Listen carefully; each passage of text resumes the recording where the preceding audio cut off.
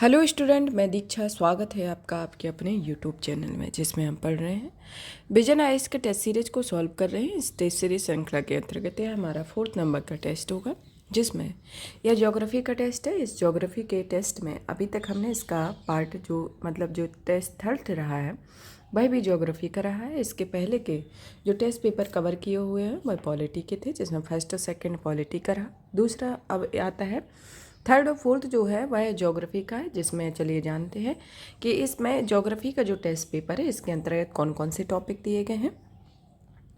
पहला जो टेस्ट 3 आया था वो इसके फिजिकल ज्योग्राफी के संदर्भ में था, जिसमें इंडिया और वर्ल्ड की फिजिकल ज्योग्राफी के बारे में क्वेश्चन पूछे गए थे। इससे रिलेटेड टेस्ट था। और ये हमारा जो चौथे नंबर का टेस्ट पेपर होगा वह इकोनॉमिक एवं ह्यूमन ज्योग्राफी के संदर्भ में होगा, जिसको हम वर्ल्ड के संदर्भ में भी देखेंगे और उसको इंडिया के संदर्भ में देखते हैं। जैसे वर्ल्ड के संदर्भ में मुख्य टॉपिक आते हैं, जैसे कि economic geography of the world, primary, secondary, tertiary, quaternary and tertiary activities के बारे में, ह्यूमन ज्योग्राफी इन वर्ल्ड के बारे में, density, migration, economic and human geography, economic and migration, foreign trade के बारे में, पॉपुलेशन के बारे में, वर्ल्ड के एस्पेक्ट में जानेंगे। इसी के साथ ही इसके जो इकोनॉमिक एवं ह्यूमन ज्योग्राफी को वर्ल्ड के संदर्भ में देखें तो वर्ल्ड के, इंडिया के संदर्भ में देखें तो इंडिया के संदर्भ में भी जानेंगे कि इसके agriculture, land resources, water resources, mineral and energy resources, industries, transport and communication, foreign trade, population, migration, settlement, इस सब के बारे में जानेंगे। साथ ही साथ करंट अफेयर 2023 की जो करंट अफेयर 2023 के बारे में जानेंगे। इसके अंतर्गत जो कि टेस्ट जो फर्स्ट हुआ था वह हुआ था, इसके अंतर्गत करंट अफेयर फरवरी के ही कवर अप किया गया था इसमें, और जो इसके टेस्ट फर्स्ट एवं सेकंड रहा था उसमें जनवरी के करंट अफेयर को कंप्लीट किया गया था। इसी करंट अफेयर की श्रृंखला को आप मेरे चैनल पे देख सकते हैं, जो अभी मैंने पहले ही इसकी वीडियो बना चुके हैं, जो मंथली मैगजीन पर आधारित है, जिसमें जनवरी से लेके अभी अगस्त तक के करंट अफेयर को कंप्लीट कराया गया है। तो जो टेस्ट फर्स्ट एवं सेकंड है वह जनवरी के करंट अफेयर पर आधारित है, और जो दूसरा और चौथा है वह फरवरी के करंट अफेयर पर आधारित है। तो चलिए स्टार्ट करते हैं आज के हमारे टेस्ट पेपर की। तो जैसा कि अभी पहले भी सॉल्व कर चुके हैं, वैसे ही इसमें 100 क्वेश्चन होंगे और 1/3 नेगेटिव मार्किंग होगी, जिसमें इंग्लिश और हिंदी दोनों में ही इसमें अक्षर को प्रिंटेड किया गया है। चलिए तो पढ़ते हैं आज के हमारे पहले क्वेश्चन है, जो उसको सॉल्व करते हैं कि सबसे पहला क्वेश्चन क्या आता है। इसके अंतर्गत पहला क्वेश्चन जो आता है, पहला आता है कि विश्व के सबसे समृद्ध मोनोजाइट, जिसे मुख्य रूप से थोरियम प्राप्त किया जाता है, निक्षेप भारत में कहाँ मिलते हैं। इसके अंतर्गत ऑप्शन ए आता है केरल में, ऑप्शन बी आता है गुजरात में, ऑप्शन सी आता है असम में, और ऑप्शन डी आता है कर्नाटक में। तो इसमें आपका उत्तर देना है। इसमें आपका उत्तर जो होगा ऑप्शन ए आएगा, केरल। अब हमारा नेक्स्ट क्वेश्चन आता है कि निम्नलिखित में से कौन सी जायद ऋतु में की विशेषताएं हैं। मतलब जायद ऋतु की जो विशेषताओं के संदर्भ में जानते हैं कि इसकी विशेषताएं क्या हैं। पहला कथन आता है इसके अंतर्गत, यह पहला कूट आता है कि यह रबी फसलों की कटाई के बाद शुरू होने वाली एक अल्पकालिक दीर्घकालिक फसल ग्रीष्मकालीन ऋतु है। दूसरा आता है कि इस ऋतु में उगाई जाने वाली कुछ फसलें तरबूज, खरबूजा, खीरा, सब्जियां, चारे वाली फसलें हैं। और तीसरा आता है कि इस प्रकार की पृथक फसल ऋतुएं देश के दक्षिणी भागों में नहीं पाई जाती है। तो इनमें से अपने को सही उत्तर की पहचान करना है। तो इसमें से आपका जो उत्तर कौन सा होगा, कि इसमें ऑप्शन ए आता है कि केवल 2 होगा, ऑप्शन बी आता है कि 1 और 3 होगा, ऑप्शन सी आता है कि 2 और 3 होगा, और ऑप्शन डी आता है कि इसमें 1, 2, 3 होगा। तो इसमें जो आपका उत्तर होगा, इसमें तीनों ही कथन आपके सही हैं, तो ऑप्शन डी आएगा। अब आता है क्वेश्चन हमारा कि भारत में जनसंख्या वृद्धि के चरणों के संदर्भ में निम्नलिखित कथनों पर विचार कीजिए। इसके अंतर्गत पहला कथन आता है कि 1901 से 1921 के दशकों को रुद्र वृद्धि की अवधि के रूप में जाना जाता है। फिर दूसरा कथन आता है कि 1921 से 1951 के दशकों में जनसंख्या विस्फोट की अवधि के रूप में जाना जाता है। तो इसके अंतर्गत हम जानते हैं कि उपयुक्त कथनों में से आपका कौन सा कथन सही है। इसके अंतर्गत पहला कथन आता है कि केवल एक, मतलब पहला ऑप्शन आता है कि केवल एक सही है। दूसरा ऑप्शन आता है कि केवल दूसरा सही है। तीसरा ऑप्शन आता है कि इसमें ए और बी दोनों सही हैं, और ऑप्शन डी आता है कि ना तो एक सही है ना तो दूसरा सही है। तो इसमें आपका जो उत्तर होगा इसके अंतर्गत ऑप्शन ए आएगा, जिसमें आपका उत्तर ए होगा, जिसमें पहला कथन तो सही है लेकिन दूसरा कथन सही नहीं है। चलिए तो जानते हैं दूसरा कथन क्यों नहीं सही है। क्योंकि इसमें जो 1921 से 51 के दशकों में जनसंख्या विस्फोट की अवधि के रूप में जाना जाता है, यह दिया गया है। इसकी जगह होगा कि 1921 से 51 का जो दशक है उसे जनसंख्या की स्थिर वृद्धि की अवधि के रूप में जाना जाता है। तो यहाँ पर किसको जाना जाता है? स्थिर वृद्धि की अवधि को जाना जाता है कि स्थिर वृद्धि हुई थी, ना कि जनसंख्या विस्फोट हुआ था। तो इसी के साथ ही आपका जो उत्तर होगा वह ऑप्शन ए आएगा, जिसमें दूसरा कथन तो गलत है, पहला कथन सही है। अब हमारा नेक्स्ट क्वेश्चन आता है। नेक्स्ट क्वेश्चन 4th नंबर का है। इसमें आता है कि हाल ही में सुर्खियों में रहने वाले प्राचीन स्थल कीलाड़ी के संदर्भ में निम्नलिखित कथनों पर विचार कीजिए। यहाँ पर कौन सा क्वेश्चन है? कीलाड़ी के संदर्भ में पूछा गया है। क्या तमिलनाडु में संगम युग की एक नगरीय सभ्यता वाला स्थल है और यह बैगई नदी के किनारे स्थित है। तो इसके अंतर्गत आता है ऑप्शन कि केवल एक सही होगा, ऑप्शन बी आता है केवल 2 सही होगा, ऑप्शन सी आता है कि 1 और 2 सही होगा, और ऑप्शन डी आता है ना तो 1 सही होगा ना तो दूसरा सही होगा। तो इसी के साथ ही आपका जो उत्तर होगा ऑप्शन सी आएगा, जिसमें आपके कथन दोनों ही सही है। तो इसके अंतर्गत आपके दोनों ही कथन सही होंगे कि यह कीलाड़ी जो है वह उत्खनन स्थल बैगई नदी के किनारे स्थित है और यह संगम युग के एक प्राचीन अधिवासित स्थल है। वर्तमान में तमिलनाडु राज्य पुरातत्व विभाग और भारतीय पुरातत्व सर्वेक्षण के अंतर्गत यहाँ खनन कार्य किए जा रहे हैं। चौथा है स्थल मंदिरों के शहर मदुरई से लगभग 12 किलोमीटर दक्षिण पूर्व में स्थित है और यह स्थल ऐसे प्रमाण मिले हैं जो इस बात का समर्थन करते हैं कि यह संगमयुग का एक नगरीय सभ्यता वाला स्थल है। साथ ही ये प्रमाण तमिलनाडु के प्राचीन इतिहास के संबंध में मूल्यवान जानकारी प्रदान करते हैं। तो इसी के साथ ही आपका उत्तर ऑप्शन सी होगा, जिसमें दोनों ही कथन सही हैं। अब हमारा क्वेश्चन आता है 5th नंबर का कि भारत में शुष्क भूमि कृषि के संदर्भ में निम्नलिखित कथनों पर विचार कीजिए। तो इसमें पहला कथन आता है कि इस मुख्य रूप से 100 सेंटीमीटर से कम वर्षा वाले क्षेत्रों तक सीमित होता है। दूसरा ऑप्शन आता है कि यह इन क्षेत्रों में शुष्कता को सहने में सक्षम फसलें जैसी रागी, बाजरा, मूंग, चना और ग्वार आदि फसल उगाई जाती है। तो उपयुक्त कथनों में से कौन सा कथन सही है? इसमें आता है केवल 1, ऑप्शन बी आता है केवल 2, ऑप्शन सी आता है 1 और 2 दोनों, और ऑप्शन डी आता है ना तो 1 सही होता ना तो दूसरा। तो इसमें आपका जो उत्तर होगा ऑप्शन बी आएगा, जिसमें आपका जो ऑप्शन बी है वह तो सही है लेकिन पहला वाला गलत है। पहला क्यों गलत है?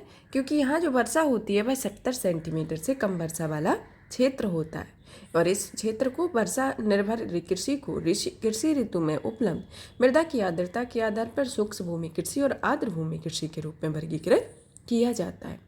अब हमारा नेक्स्ट क्वेश्चन आता है कि ग्रेट बैकयार्ड वर्ल्ड काउंट 2023 के संदर्भ में निम्नलिखित कथनों पर विचार कीजिए। पहला कथन आता है कि यह प्रत्येक 4 वर्षों में एक बार आयोजित किया जाने वाला एक सामुदायिक विज्ञान प्रोजेक्ट है।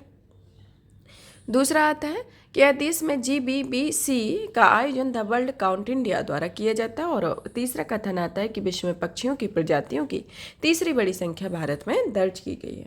तो उपयुक्त कथनों में से कौन सा कथन का सही है? तो इसके अंतर्गत ऑप्शन ए आता है 1, 2, 3, ऑप्शन बी आता है केवल 1 और 2, ऑप्शन सी आता है केवल 2 और 3, ऑप्शन डी आता है केवल 1 और 3 का होना। तो इसके अंतर्गत आपका जो उत्तर होता है ऑप्शन सी आएगा, जिसमें कथन दूसरा और तीसरा इसके अंतर्गत सही है। अब हमारा क्वेश्चन आता है 7th नंबर का कि निम्नलिखित में से पर विचार कीजिए, जिसमें पहला आता है कि जापान में धार्मिक मान्यताएं होती हैं, दूसरा आता है जापान की दंतुरित तटरेखा, तीसरा आता है लॉरेंशियल प्रकार की जलवायु की उपस्थिति, और चौथा आता है कि तट के पास गर्म क्यूरोसियो और ठंडी और ऊष्मीय धाराओं का मिलना होता है। तो उपयुक्त में से कितने प्रकारकों ने जापान में मत्स्य गतिविधियों के विकास को सकारात्मक योगदान दिया हुआ है? इसके अंतर्गत ऑप्शन ए आता है केवल 1 कारक में, ऑप्शन बी आता है केवल 2 कारक ने, और ऑप्शन सी आता है केवल 3 कारक, और ऑप्शन डी आता है सभी 4 कारकों ने। तो इसका जो उत्तर होगा आपका ऑप्शन डी आएगा, जिसमें सभी चारों कारकों को सकारात्मक योगदान देने के संदर्भ में इसमें बताया गया। अब हमारा नेक्स्ट क्वेश्चन आता है 8 नंबर का कि हेलेबिडु के होयसलेश्वर मंदिर के संदर्भ में निम्नलिखित कथनों पर विचार कीजिए। होयसलेश्वर और हेलीवुड के होयसलेश्वर मंदिर के संदर्भ में आपको बताना है। इसमें पहला कथन आता है कि इसमें जैन धर्म और शैव धर्म से संबंधित विषयों का चित्रण किया गया है। इसी के साथ ही आपका दूसरा कथन आता है कि यह एक जुड़वा मंदिर है जिसमें जो होयसलेश्वर और संतलेश्वर शिवलिंगों को समर्पित है और इनके इनाम क्रमशः पुरुषोचित और स्त्रियोचित पहलुओं को संदर्भित करते हैं।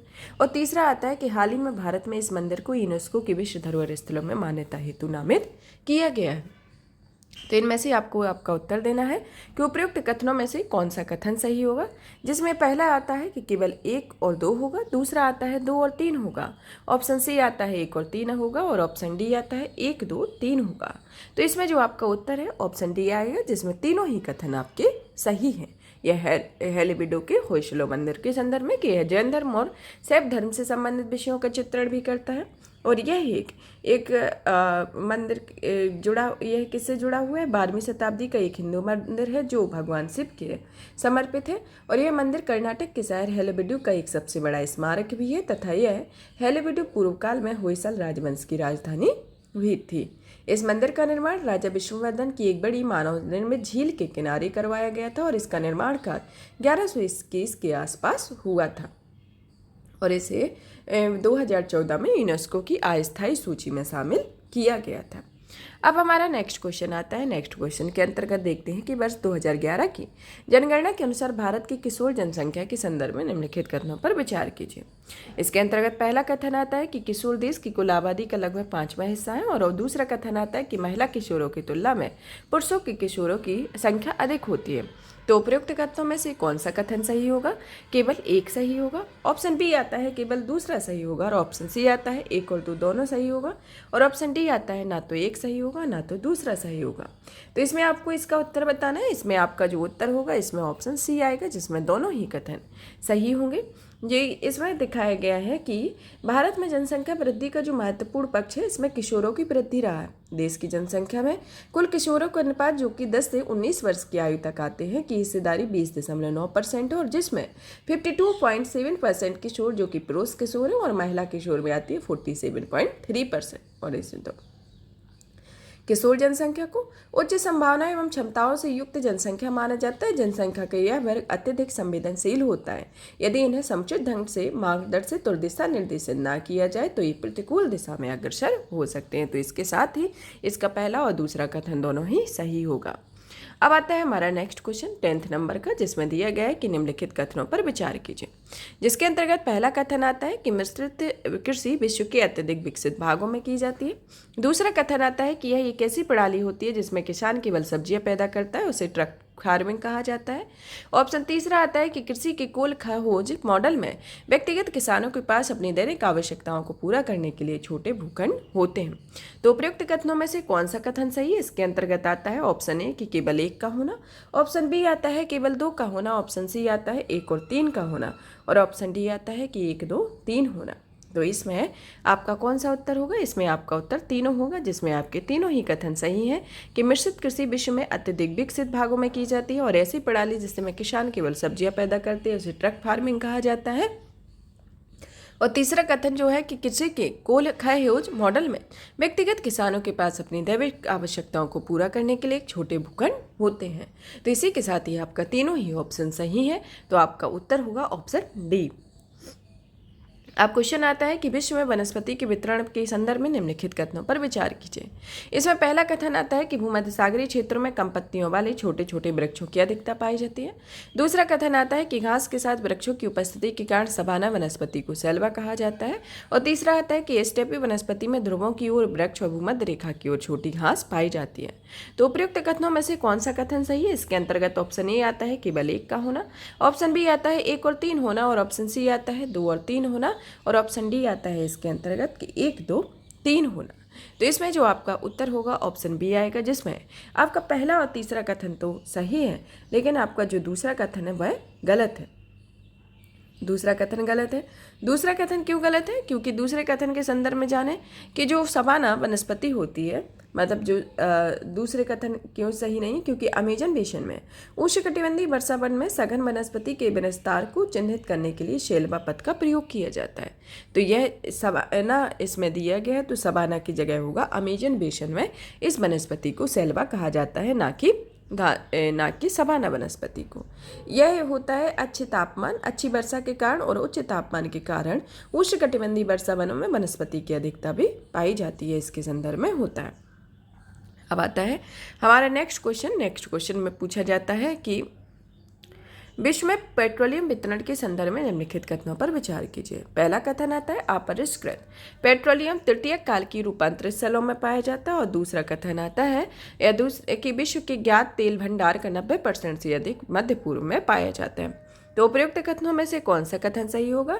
इसके अंतर्गत ऑप्शन ए आता है केवल एक का होना, ऑप्शन बी आता है केवल दूसरे का होना, ऑप्शन सी आता है जिसमें एक और दो दोनों कथन सही, और ऑप्शन डी आता है ना तो एक सही है ना तो दूसरा सही है। तो इसमें आपका जो उत्तर होगा ऑप्शन डी आएगा, जिसमें आपके दोनों ही कथन गलत हैं। इसमें दोनों कथन गलत हैं। इसके संदर्भ में जानते हैं कि पेट्रोलियम को काला सोना या द्रव सोना भी कहा जाता है। भारत में कोयले के पश्चात ऊर्जा का दूसरा सबसे प्रमुख साधन होता है। मोटर वाहनों, रेलवे, वायुयानों के अंदर दहन के लिए ऊर्जा का एक अनिवार्य स्रोत होता है। अपरिष्कृत पेट्रोलियम तृतीय काल की अवसादी सेलों में पाया जाता है, और इसका निर्माण मृत जीवों और आमतौर से प्राणी प्लवक एवं शैवाल के अवसाद सेलों में दबने एवं कालांतर में उनके ऊपर उच्च दबाव एवं ताप के आपतन के कारण हुआ है। पेट्रोलियम पृथ्वी के अवसादी मंडल में निर्मित संचित होता है। कोयले के विपरीत पेट्रोलियम विश्व के समान रूप में वितरित नहीं होते, और विश्व के आधे से अधिक ज्ञात तेल भंडार मध्य पूर्व देशों में स्थित होते हैं, जिनमें कनाडा, संयुक्त राज्य अमेरिका, लैटिन अमेरिका, अफ्रीका और पूर्व सोवियत संघ के अधिकार क्षेत्र का स्थान आता है।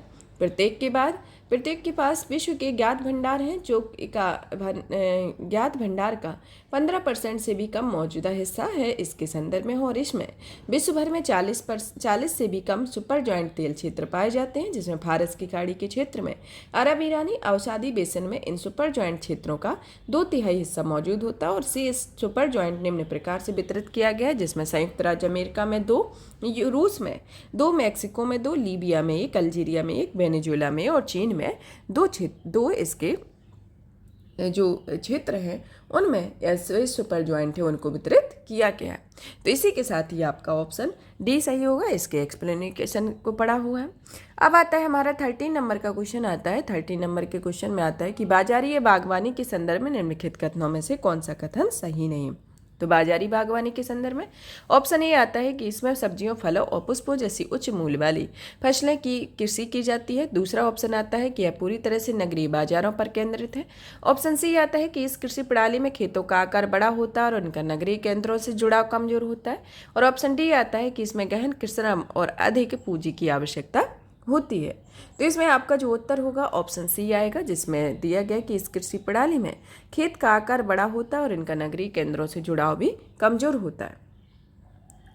बाजारी या बागवानी कृषि को या उद्यान कृषि इस प्रकार की कृषि में उच्च मूल्य वाली फसलें जैसे सब्जियों, फसलों और पुष्पों को उगाया जाता है, और इन फसलों को मांग नगरीय क्षेत्रों में ज़्यादा होती है।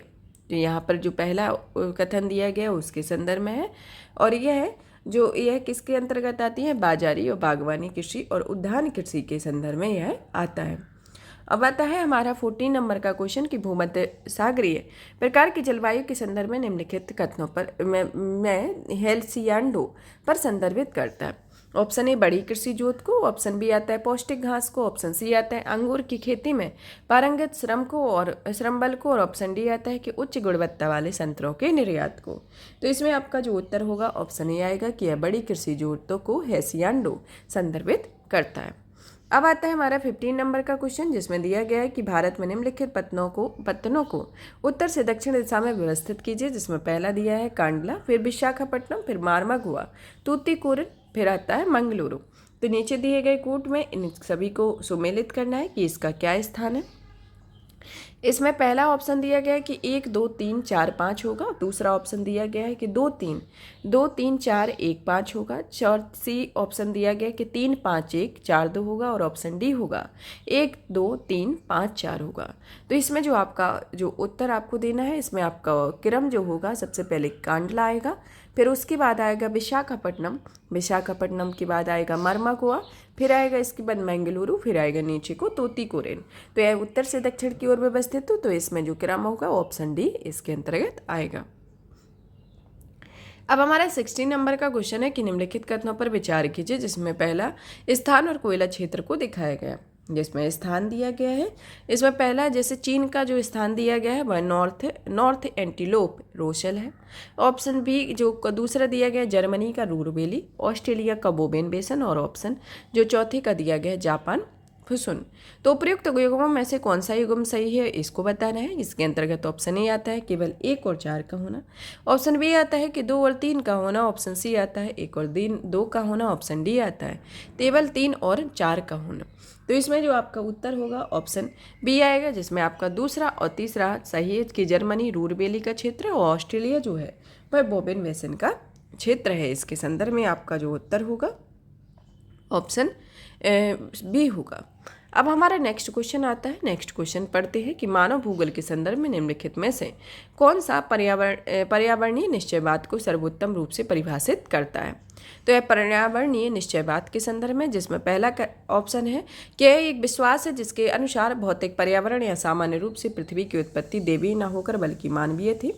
दूसरा ऑप्शन आता है कि यह मानव विकास को निर्देश या आकार देने में प्रकृति और भौतिक पर्यावरण की क्षमता या भूमिका होती है। ऑप्शन सी आता है कि यह मनुष्य के निर्णय करने की क्षमता है कि उसे किस प्रकार के परिवेश और भौतिक पर्यावरण की आवश्यकता है। और ऑप्शन डी आता है कि इसमें यह एक ऐसा सिद्धांत होता है जिसके अनुसार प्रकृति या पर्यावरण बहुत जल्दी विलुप्त होने वाला होता है। तो पर्यावरणीय निश्चयवाद के संदर्भ में, में आपका ऑप्शन बी सही होता है कि यह मानव विकास को निर्देश देने एवं आकार देने की प्रकृति और भौतिक पर्यावरण की क्षमता एवं भूमिका होती है।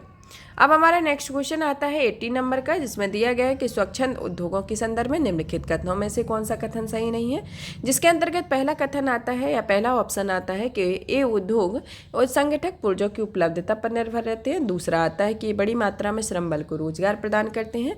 तीसरा आता है कि सड़क नेटवर्क द्वारा अभिगम्यता इनकी अवस्थिति हेतु उत्तरदायी एक महत्वपूर्ण कारक है। और ऑप्शन डी आता है कि ये सामान्यतः ये उद्योग प्रदूषण नहीं फैलाते हैं। तो इसमें जो आपका उत्तर होगा, इसमें आपका बी ऑप्शन गलत होगा और ये तीनों ही ऑप्शन सही होंगे।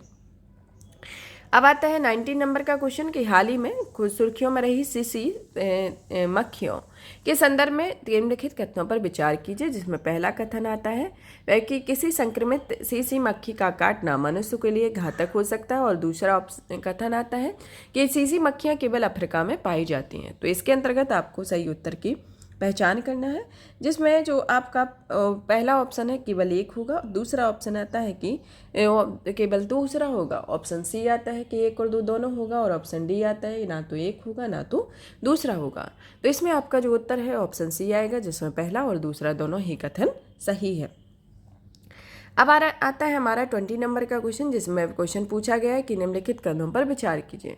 जिसमें पहला कथन दिया गया है कि तेल परिवहन के लिए एशिया की पहली क्रॉस कंट्री पाइपलाइन भारत में ऑयल इंडिया लिमिटेड द्वारा निर्मित की गई है। और दूसरा कथन आता है कि Hazira Vijaypur Jagdishpur cross country gas pipeline Mumbai high को पश्चिमी और उत्तर पूर्वी भारत के औद्योगिक परिसरों से जोड़ती हैं। तो उपयुक्त कथन में से कौन सा कथन सही है। इसमें पहला ऑप्शन आता है कि केवल 1 सही होना। ऑप्शन दूसरा आता है कि केवल दूसरा होना। ऑप्शन सी आता है कि 1 और 2 दूसरा दोनों होगा। और ऑप्शन डी आता है ना तो 1 होगा ना तो दूसरा होगा। तो इसमें आपका जो उत्तर होगा ऑप्शन सी आएगा, जिसमें आपके दोनों ही कथन सही है। अब हमारा क्वेश्चन आता है 21 नंबर का, जिसमें क्वेश्चन पूछा गया है कि मानव विकास के स्तंभों के संदर्भ में निम्नलिखित युग्मों पर विचार कीजिए। इसमें स्तंभ दिए गए और उनके विवरण को बताने के लिए कहा गया है कि समता जो है वह उपलब्ध अवसरों तक सभी की समान पहुंच है। और फिर दूसरा आता है कि सशक्तिकरण होता है जो विकल्प को चुनने की शक्ति होना है। तीसरा आता है कि संधारणीयता के संदर्भ में, जो कि अवसरों की उपलब्धता में के संदर्भ में है, और ऑप्शन जो उत्पादकता के संदर्भ में पूछा गया है कि इनपुट या आगत की प्रति इकाई के सापेक्ष आपूर्ति की मांग होती है। उपयुक्त में से कौन सा कथन सही है? उपयुक्त में से आपको बताना है केवल एक युग्म सही है, दूसरा आता है केवल दूसरा युग्म सही, और तीसरा आता है कि केवल तीसरा युग्म सही, और चौथा ऑप्शन आता है कि सभी चारों युग्म सही हैं। तो इसमें आपका जो उत्तर होगा ऑप्शन डी आएगा, जिसमें चारों ही युग्म आपके सही होंगे। अब हमारा नेक्स्ट क्वेश्चन आता है कि निम्नलिखित शहरों पर या युग्मों पर विचार कीजिए। इसमें शहर और देश बताए गए, जिसमें ऑप्शन ए आता है कि शहर दिया गया है मरियापोल, जो कि यूक्रेन देश से संबंधित है। दूसरा आता है अदाना, जो सीरिया से संबंधित है। तीसरा आता है रियाद, जो ईरान से संबंधित है। तो उपयुक्त में से कौन से सही सुमेलित हैं? जिसमें ऑप्शन ए आता है केवल एक, ऑप्शन दूसरा आता है केवल दो का होना, ऑप्शन सी आता है केवल तीन, और ऑप्शन डी आता है एक, दो, तीन, तीनों ही सुमेलित होना। इसमें जो है आपका जो पहला वाला ऑप्शन है वह सही है। इसमें दूसरा और तीसरा कथन गलत है, क्योंकि जो अदाना शहर है वह दक्षिण मध्य तुर्की में स्थित एक शहर है, ना कि सीरिया में, और जो रियाद शहर है वह सऊदी अरब की राजधानी है, ना कि ईरान से संबंधित है। तो इसी के साथ ही आपका ऑप्शन ए सही होगा। अब क्वेश्चन आता है कि सीमा सड़क संगठन के संदर्भ में निम्नलिखित कथनों पर विचार कीजिए। ऑप्शन ए, एक कथन पहला आता है कि इसकी स्थापना 1962 में भारत चीन युद्ध की बात की गई थी। ऑप्शन दूसरा कथन आता है कि मनाली को लाहौल स्पीति घाटी से पूरी वर्ष जोड़ने वाली अटल टनल का निर्माण BRU ने किया था। उपयुक्त कथन में से कौन सा कथन सही है? जिसमें ऑप्शन ए आता है केवल एक, ऑप्शन बी आता है केवल दो का होना, ऑप्शन सी आता है कि एक और दो होना, ऑप्शन डी आता है ना तो एक होगा ना तो दूसरा होगा। तो इसमें आपका जो उत्तर देना है, आपका जो उत्तर होगा ऑप्शन बी आएगा, जिसमें आपका भी ऑप्शन सही है, पहला वाला गलत है, क्योंकि जो सीमा सड़क संगठन है उसकी स्थापना 1960 में की गई थी, जो कि देश की उत्तरी एवं उत्तरी पूर्वी सीमा से सटी सामरिक दृष्टि से महत्वपूर्ण सड़कों के तीव्र एवं समन्वित सुधार के माध्यम से आर्थिक विकास को गति देने एवं रक्षा तैयारियों को मजबूती प्रदान करने के उद्देश्य से इसकी स्थापना की गई थी, ना कि, और इसमें क्या दिया गया है कि 1962 में भारत चीन युद्ध के संदर्भ में दी गई थी, जो कि कथन दूसरा पहला गलत है। तो इसी के साथ ही ऑप्शन बी सही होगा, जिसमें केवल दूसरा कथन सही है। अब आता है क्वेश्चन कि गहन निर्वाह कृषि में धान की खेती में प्रधानता पाई जाती है। आमतौर पर इसकी विशेषताएं होती हैं। पहला आता है कि उर्वरकता बनाए रखने के लिए खाद्य का उपयोग होना, दूसरा आता है उच्च श्रम उत्पादकता होना, तीसरा आता है मशीनरी का बड़े पैमाने पर उपयोग होना, और चौथा आता है कि प्रति इकाई क्षेत्र में अधिक उत्पादन होगा। तो नीचे दिए गए कूट में सही उत्तर की पहचान करना है, जिसमें ऑप्शन ए आता है कि केवल एक और चार का होना, ऑप्शन दूसरा आता है कि 2, 3, 4 होना, ऑप्शन जो नेक्स्ट आता है जिसमें आता है केवल 1, 2, 3, 4 होना, और ऑप्शन डी आता है 1, 2, 3, 4 होना इसके संदर्भ में। अब आपको जो उत्तर होगा आपका ऑप्शन ए होगा, सही होगा, जिसमें आपका पहला और चौथा कथन सही है, मतलब पहली और चौथी जो विशेषता है वह सही है, और इसकी दूसरी तीसरी गलत है। आप जानते हैं गहन निर्वाह कृषि के संदर्भ में कि गहन निर्वाह कृषि उन क्षेत्रों में होती है जहां भूमि सीमित होती है। जैसे ही भूमि एक पीढ़ी से दूसरी पीढ़ी को हस्तांतरित होती है तो यह किसानों की संतानों के बीच बंटवारे हेतु छोटे छोटे भूखंडों में विभाजित हो जाती है, और इस प्रकार की कृषि मुख्यतः मानसूनी एशिया की सघन जनसंख्या वाले क्षेत्रों में पाई जाती है। धान, गेहूं, बाजरा और इस प्रकार की कृषि में उगाई जाने वाली महत्वपूर्ण फसल है, जिसमें चावल प्रधान गहन में निर्वाह कृषि में चावल मुख्य फसल होती है, और उच्च जनसंख्या घनत्व के कारण भूजोतों का आकार बहुत छोटा होता है, और किसान पारिवारिक श्रम की मदद से कार्य करते हैं, जिससे भूमि का गहन उपयोग होता है। इसमें श्रम उत्पादकता भी कम होती है, इनमें यंत्रों का उपयोग अत्यधिक कम होता है, और अधिकतर कृषि कार्य मानव श्रम द्वारा किए जाते हैं। खेत की उर्वरकता को बनाए रखने के लिए गोबर की खाद का प्रयोग किया जाता है, और इस प्रकार की कृषि के तहत प्रति इकाई क्षेत्र में अधिक उत्पादन होता है। तो इसी के साथ ही आपका पहला और चौथा ऑप्शन सही है, जिसमें पहला ऑप्शन ए सही है। अब हमारा क्वेश्चन आता है भारत श्री के संदर्भ में क्वेश्चन पूछा गया है कि यह किससे संबंधित है। ऑप्शन ए आता है कि यह अभिलेखों के डिजिटलीकरण से, ऑप्शन बी आता है कि आर्द्र भूमि के संरक्षण से, और ऑप्शन सी आता है कि भारत रत्न विजेताओं के लिए पुरस्कार राशि में संशोधन के लिए, और ऑप्शन डी आता है टेक्सटाइलों के संदर्भ में पार्कों की स्थापना के संदर्भ में। तो इसका जो उत्तर होगा आपका ऑप्शन ए आएगा, जिसमें अभिलेखों के डिजिटलीकरण के संदर्भ में दिया गया है कि कर्नाटक की सांस्कृतिक राजधानी मैसूर केंद्र सरकार की महत्वाकांक्षी Bharat shared repository of inscription या भारतश्री परियोजना की मेजबानी करने के लिए तैयार है, और इस परियोजना की घोषणा वित्त मंत्री सीतारमण ने अपने केंद्रीय बजट भाषण में की हुई थी। अब हमारा क्वेश्चन आता है कि चलवासी पशुचारण निम्नलिखित में से किन क्षेत्रों में प्रचलित होता है। इसके अंतर्गत पहला आता है हिमालय, दूसरा आता है टुंड्रा प्रदेश, तीसरा आता है उत्तरी अफ्रीका का अटलांटिक तट, और चौथा आता है मेडागास्कर द्वीप। तो नीचे दिए गए कूट का सही उत्तर की पहचान करनी है, जिसमें आपका ऑप्शन ए आता है केवल 1 और 2 का होना, दूसरा ऑप्शन आता है केवल दूसरे का होना, ऑप्शन सी आता है केवल 3 और 4 होना, ऑप्शन डी आता है 1, 2, 3, 4 होना।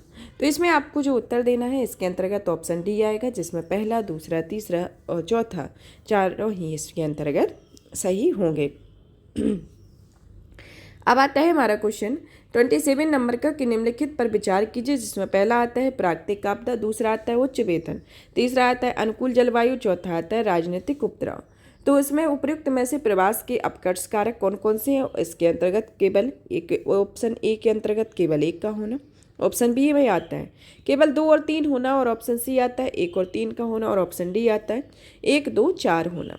तो इसके अंतर्गत आपका जो उत्तर है इसमें आता है ऑप्शन बी, जो कि केवल 2 और 3 इसमें दिया गया है, जिसमें उच्च वेतन अनुकूल जलवायु इसके संदर्भ में होता है। अब हमारा नेक्स्ट क्वेश्चन आता है 28 नंबर का, जिसमें पूछा गया है कि निम्नलिखित कथनों पर विचार कीजिए, जिसमें जलमार्ग और उससे अपवाहित किस में अपवाहित होती है उनको दिखाया गया है। जिसमें ऑप्शन ए आता है, जिसमें पहला आता है जिसमें राइन जलमार्ग को बताया गया है जो उत्तरी सागर में अपवाहित होता है, दूसरा आता है वोल्गा रजमार्ग जिसमें जलमार्ग जो काला सागर में, और मिसिसिपी और ओहियो जलमार्ग जो कि मैक्सिको की खाड़ी में स्थित है।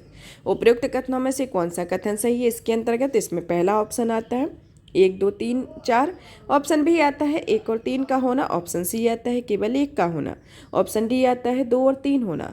तो इसका जो उत्तर होगा ऑप्शन बी आएगा, जिसमें पहला और तीसरा कथन तो सही है, इसमें जो दूसरा वाला है वह गलत है, क्योंकि जो वोल्गा जलमार्ग है वह रूस में अत्यधिक संख्या में गेहूँ, मक्का, इमारती लकड़ी, जो वोल्गा जलमार्ग है जो रूस में अत्यधिक संख्या में विकसित जलमार्ग पाए जाते हैं, और इनमें वोल्गा सर्वाधिक महत्वपूर्ण है, और वोल्गा यह नदी कैस्पियन सागर में मिल जाती है, तथा वोल्गा मास्को नहर इसके मास्को प्रदेश एवं वोल्गा डॉन नहर को काला सागर में जोड़ती है। तो इसके संदर्भ में अब हमारा नेक्स्ट क्वेश्चन आता है कि यक्षगान के संदर्भ में निम्नलिखित कथनों पर विचार कीजिए, जिसमें पहला कथन दिया गया है कि यह तमिलनाडु के तटीय जिलों के प्रचलित एक पारंपरिक लोक नाट्य है। दूसरा आता है कि यह एक मंदिर कला शैली है जिसमें पुराणों की पौराणिक कथाओं को दर्शाया गया, और ऑप्शन तीसरा आता है या तीसरा कथन आता है कि इसमें नृत्य की सामान्य विशेषताएं बड़े आकार की टोपी, रंगीन मुखौटे और अलंकृत वेशभूषा होती है। तो इसमें उपयुक्त कथनों में से कौन सा कथन सही है? जिसके अंतर्गत ऑप्शन ए आता है कि केवल 1 और 2 का होना, ऑप्शन दूसरा आता है कि केवल 2 और 3 होना, ऑप्शन सी आता है 1 और 3 का होना, और इसके साथ ही ऑप्शन डी आता है 1, 2, 3 होना। तो इसमें जो उत्तर आपका होगा, इसमें उत्तर होगा ऑप्शन बी, जिसमें दूसरा और तीसरा तो सही है, लेकिन इसमें पहला गलत है। पहला इस कारण गलत है क्योंकि इसका जो विकास है वह भक्ति आंदोलन की अवधि के दौरान पूर्व शास्त्रीय संगीत और रंगमंच से हुआ है।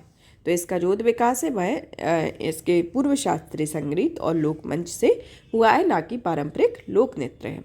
तो इसका उत्तर जो है ऑप्शन बी होगा। पहला कथन इसमें गलत है और दूसरा तीसरा कथन सही है। अब आता है कि लिग्नाइट के संदर्भ में निम्नलिखित कथनों पर विचार कीजिए, जिसमें पहला कथन आता है कि यह कमी वाला उच्च श्रेणी वाला कोयला, और इसके अंतर्गत लगभग 90% निक्षेप तमिलनाडु में पाए जाते हैं। तो उपयुक्त कथन में से कौन सा कथन सही है? जिसमें केवल 1 ऑप्शन ए होगा, ऑप्शन बी आता है केवल 2 का होना, ऑप्शन सी आता है 1 और 2 दोनों होना, और ऑप्शन डी आता है ना तो 1 होगा ना तो दूसरा होगा। तो इसमें आपका जो उत्तर है ऑप्शन बी होगा, जिसमें आपका दूसरा कथन सही है, पहला कथन गलत है। इसके संदर्भ में पहला कथन क्यों गलत है? क्योंकि यह एक निम्न श्रेणी का कोयला होता है जिसमें कार्बन सामग्री की मात्रा 25 से 33% होती है, और नमी की मात्रा उच्च लगभग 20 से 50% तक होती है, और इसका तापन मूल्य कम होता है। यह तमिलनाडु, गुजरात, राजस्थान राज्यों में पाया जाता है। लिग्नाइट कोयला मुख्य रूप से विद्युत उत्पादन और औद्योगिक क्रियाओं के उपयोग के लिए किया जाता है। इसके संदर्भ में है। अब हमारा 31 नंबर का क्वेश्चन आता है कि केन्या की मसाई जनजाति के संदर्भ में निम्नलिखित कथनों पर विचार कीजिए। इसके अंतर्गत पहली आती है मसाई जनजाति, एक खानाबदोश जनजाति है जो कभी अपने महावेशियों के झुंड के साथ पूर्वी अफ्रीका की मध्य उच्च भूमियों का विचरण करती है।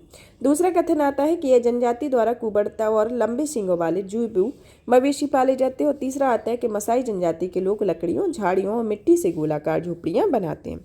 तो उपयुक्त कथनों में से कौन सा कथन होगा जिसमें सही होगा, जिसमें ऑप्शन ए दिया गया है कि केवल 1 और 2 का होना, ऑप्शन दूसरा दिया गया है कि 2 और 3 का होना, और ऑप्शन सी दिया गया है कि 1 और 3 होना, और ऑप्शन डी दिया गया है कि 1, 2, 3 होना।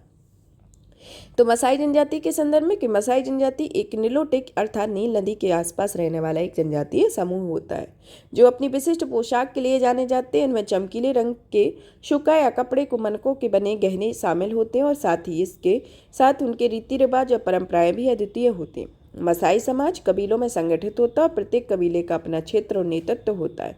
पुरुष परंपरागत रूप से योद्धा और रक्षक के रूप में कार्य करते हैं, जबकि महिलाएं घरेलू कार्य को करती हैं जैसे खाना बनाना, सफाई करना और बच्चों की देखभाल करना इत्यादि होता है। तो इसी के साथ ही आपका जो उत्तर होगा ऑप्शन डी आएगा, जिसमें आपके तीनों ही कथन सही है। अब आता है हमारा नेक्स्ट क्वेश्चन कि आता है पाम ऑयल के संदर्भ में निम्नलिखित कथनों पर विचार कीजिए। जिसमें पहला कथन आता है कि आंध्र प्रदेश भारत का सबसे बड़ा पाम ऑयल उत्पादक राज्य है। दूसरा कथन आता है कि भारत विश्व में पाम ऑयल का सबसे बड़ा आयातक है। उपयुक्त कथनों में से कौन सा कथन सही है? इसमें ऑप्शन ए आता है केवल 1 का होना, ऑप्शन दूसरा आता है केवल 2 का होना, ऑप्शन सी आता है 1 और 2 दोनों का होना, और ऑप्शन डी आता है 1 और ना तो 1 होगा ना तो दूसरा होगा।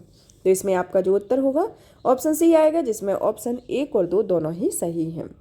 अब हमारा क्वेश्चन आता है कि आयु, लिंग, जनसंख्या पिरामिड के संदर्भ में निम्नलिखित ग्राफ पर विचार कीजिए और यह बताइए कि यह निम्नलिखित में से किस देश की जनसंख्या की संरचना का प्रतिनिधित्व करता है। तो इसमें आपको बताना है कि यह किस देश का पिरामिड है। तो इसके अंतर्गत ऑप्शन ए आता है नाइजीरिया का, ऑप्शन बी आता है ऑस्ट्रेलिया का, ऑप्शन सी आता है मैक्सिको का, और ऑप्शन डी आता है बांग्लादेश का। तो इसमें आपका जो उत्तर होगा ऑप्शन बी होगा, जिसमें यह जो मैप बताया गया है या फिर ये ज्योग्राफी जनसांख्यिकी संरचना का जो प्रतिनिधित्व दिखाया गया है ऑप्शन बी के अंतर्गत यह ऑस्ट्रेलिया का होगा। एक घंटे के आकार का होता है, साथ ही ऊपर की ओर पतला होता जाता है, जिसमें ज्ञात होता है कि इस देश में जन्म एवं मृत्यु दर लगभग समान होती है, जिसके कारण यहाँ आबादी लगभग स्थिर होती है। तो इसी के साथ ही आपका ऑप्शन बी सही होगा और बी सही होगा। अब हमारा नेक्स्ट क्वेश्चन आता है 34 नंबर का, जिसमें पूछा गया है कि निम्नलिखित युग्मों पर विचार कीजिए जिसमें खनिज और सामान्यतः पाए जाने वाले स्थान को बताया गया या फिर किससे इनकी उत्पत्ति होती है। तो इसके अंतर्गत पहला आता है कि यह तांबा जो सिराओं जमाओं के रूप में होता है।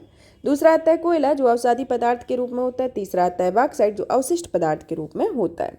तो इसमें आपको सही उत्तर की पहचान करना है, जिसके अंतर्गत पहला ऑप्शन आता है केवल 2, दूसरा ऑप्शन आता है केवल 1 और 2, ऑप्शन सी आता है 1 और 3 का होना, और ऑप्शन डी आता है 1, 2, 3 दोनों ही कथन होना। तो इसमें जो आपका उत्तर होगा ऑप्शन डी आएगा, जिसमें आपके तीनों ही कथन सही है कि तांबा जो है वो सिराओं जमाओं के रूप में होता है, कोयला अवसादी पदार्थ के रूप में होता है, और बॉक्साइट जो होता है अवशिष्ट पदार्थ के रूप में होता है। तो इसी के साथ ही आपका ऑप्शन डी सही होगा। अब क्वेश्चन आता है कि सामान्य जनसांख्यिकी के संदर्भ में निम्नलिखित कथनों पर विचार कीजिए, जिसमें पहला आता है कि भारत में लिंगानुपात का प्रति 1000 पुरुषों पर महिलाओं की संख्या के रूप में परिभाषित किया जाता है, और दूसरा आता है कि भारत में साक्षरता दर 5 वर्ष से अधिक आयु की उस जनसंख्या को प्रतिशत को दर्शाती है जो किसी भाषा को समझने के साथ पढ़े और लिख सकते हैं। तो उपयुक्त कथनों में से कौन सा कथन सही होगा? इसमें केवल 1 सही होगा, केवल दूसरा सही होगा, और केवल 1 और 2 दोनों ही सही होंगे, और ऑप्शन डी आएगा ना तो 1 सही होगा ना तो दूसरा सही होगा। तो इसमें आपका जो उत्तर होगा ऑप्शन ए होगा, जिसमें आपका पहला कथन तो सही है, दूसरा कथन गलत है। तो दूसरा कथन गलत है इसके संदर्भ में दिखाया गया। तो दूसरा कथन क्यों गलत है, अब इसके एक्सप्लेनेशन को जानते हैं कि साक्षरता दर उस जनसंख्या का प्रतिशत होता है जो किसी भाषा को समझ के साथ पढ़ और लिख सकती है। देश के शैक्षिक स्तर और मानव विकास का एक मापक होता है। भारत में साक्षरता दर 7 वर्ष के अधिक की आयु की उस जनसंख्या के प्रतिशत को दर्शाती है जो पढ़ने लिखने में सक्षम होती है और समझ के साथ अंकगणित गणना करने में भी क्षमता रखती है। और शहरी भारत में साक्षरता दर 84.11% है, जबकि भारत में साक्षरता ग्रामीण भारत में साक्षरता दर 67.677% होती है। अब हमारा नेक्स्ट क्वेश्चन आता है 36 नंबर का, जिसमें दिखा गया है कि सुर्खियों में रहा क्षेत्र देश के बारे में। पहला आता है ओडिशा यूक्रेन में, माउंट एशो फिलीपींस में, निकोशिया जो है वह साइप्रस में। तो उपयुक्त युग्म में से कितने युग्म है, सही युग्म की पहचान करना है, जिसमें आता है ऑप्शन ए केवल एक युग्म, ऑप्शन दूसरा आता है केवल दो युग्म, ऑप्शन सी आता है सभी तीनों युग्म, ऑप्शन डी आता है उपयुक्त युग्म में से कोई नहीं। तो इसमें आपका जो उत्तर होगा ऑप्शन बी आएगा, जिसमें केवल दो युग्म सही होंगे और दो युग्म ही सही होंगे। अब आता है हमारा क्वेश्चन कि प्राय सुर्खियों में रहने वाला साइट फंड निम्नलिखित में से किससे संबंधित है। इसके अंतर्गत ऑप्शन ए आता है ग्रुप ऑफ 20 या G20, ऑप्शन बी आता है राष्ट्रीय हरित हाइड्रोजन मिशन, ऑप्शन सी आता है राष्ट्रीय सौर मिशन, ऑप्शन डी आता है भारतीय अंतरिक्ष अनुसंधान संगठन। तो इसमें आपको सही उत्तर की पहचान करना है, जिसमें आपका जो उत्तर होगा ऑप्शन बी आएगा, जिसमें जो साइट फंड है वह राष्ट्रीय हरित हाइड्रोजन मिशन से संदर्भित होता है। अब हमारा क्वेश्चन आता है कि निम्नलिखित जनजातियों में से कौन सी ऋतु प्रवास करती है। तो इसके अंतर्गत पहला आता है बकरवाल, दूसरा आता है गद्दी, तीसरा आता है गद्दी, टोडा, भोटिया। तो इसमें से आपको सही कूट की पहचान करना है और बताना है कि इसमें से कौन सा कथन सही है। इसमें पहला ऑप्शन आता है कि केवल 1, 2, 4, ऑप्शन बी आता है 1, 3, 4, ऑप्शन सी आता है 2 और 3 और ऑप्शन डी आता है 2, 3, 4। तो इसमें जो आपका उत्तर होगा ऑप्शन ए आएगा, जिसमें 1, 2, 4 इसमें इस कथन सही है, तीसरा वाला गलत है कि यह टोडा जनजाति वाला गलत है। और पहला टोडा जनजाति जो है जो नीलगिरी की 5 पर्वतीय जनजाति है, ना कि यह ऋतु प्रवास के दौरान ऋतु प्रवास करती है, क्योंकि यह इसके अंतर्गत इरुवल, लर, बड़गार, टोडा, कोटा, कुरुम्बा जनजाति ये तीनों पाई जाती हैं। अब आता है हमारा क्वेश्चन 39 नंबर का कि चेन्नई को प्राय भारत का डेट्रॉइट कहा जाता है। इस संदर्भ में निम्नलिखित कथनों में से किसके लिए डेट्रॉइट प्रसिद्ध है। तो चेन्नई के साथ समानता रखता है। इसके अंतर्गत पहला आता है रेशम उत्पादन के लिए, दूसरा आता है ऑटोमोबाइल के लिए, तीसरा आता है जहाज निर्माण के लिए और चौथा आता है हीरा प्रसंस्करण के लिए। तो इसमें आपको सही उत्तर की पहचान करना है, जिसमें आपको बताना है कि डेट्रॉइट जो है वह ऑटोमोबाइल के से संबंधित होता है। तो ऑप्शन बी सही होगा।